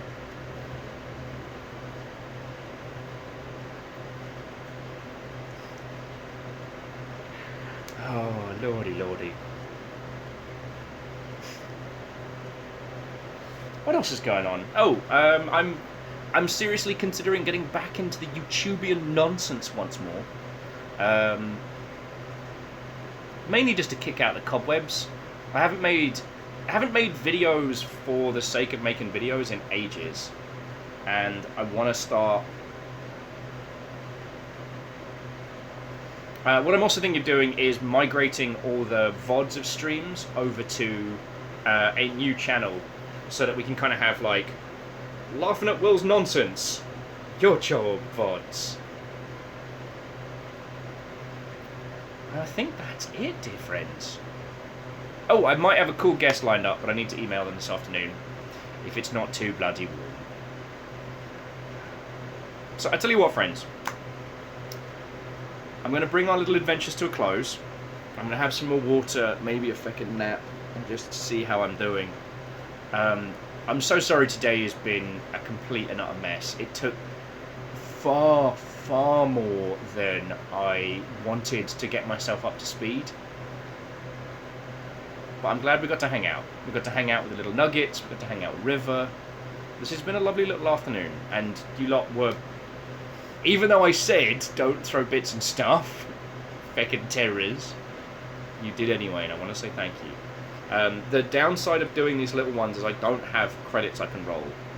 So, usually I would say a lot of very, very loud personal thank yous. And I lack that feature right now, which is the other reason why I'm like, please don't give stuff when I'm doing it like this, because that way I can't say a proper thank you at the end. Please know that whether you threw in like a couple of bits or a shit ton of them, we use the money to pay for our we use it to pay rent, buy food. That's what it's there for. Like, you keep us and these adorable cutie patooties. It's just thank you. Alright, that's what I'm trying to say. I'm trying to say thank you. I'm sitting here, the AC was a gift. The very rig that we used to run the longship from, and you're a lovely bunch of humans, and thank you. Now, knock knock, touch wood. There we go, touch wood. Tomorrow we'll be back to regular schedule. So that'll be kick-off around noon Pacific, but we'll be getting into game about 1 PM. We'll be continuing Subnautica, Below Zero, and... Sorry, Bacon Adventure was saying the occasional drunken purchase of a metric ton of Tepics. Technically, Tal paid for that.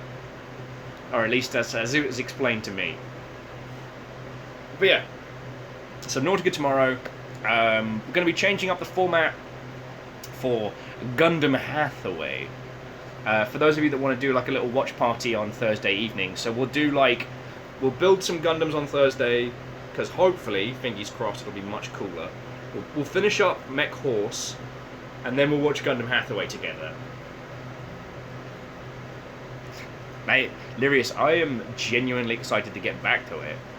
Like, I despite being so afraid of open water and sharks and bastards, it's like I genuinely am looking forward to getting back to Subnautica. Is that weird?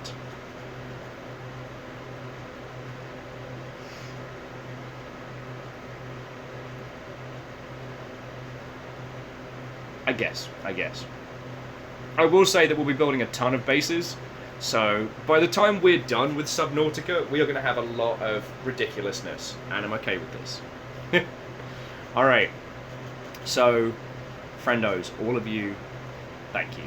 Alright, do blep us on the Discords, because I can chat and Hangouts there. Tomorrow should be back to normal.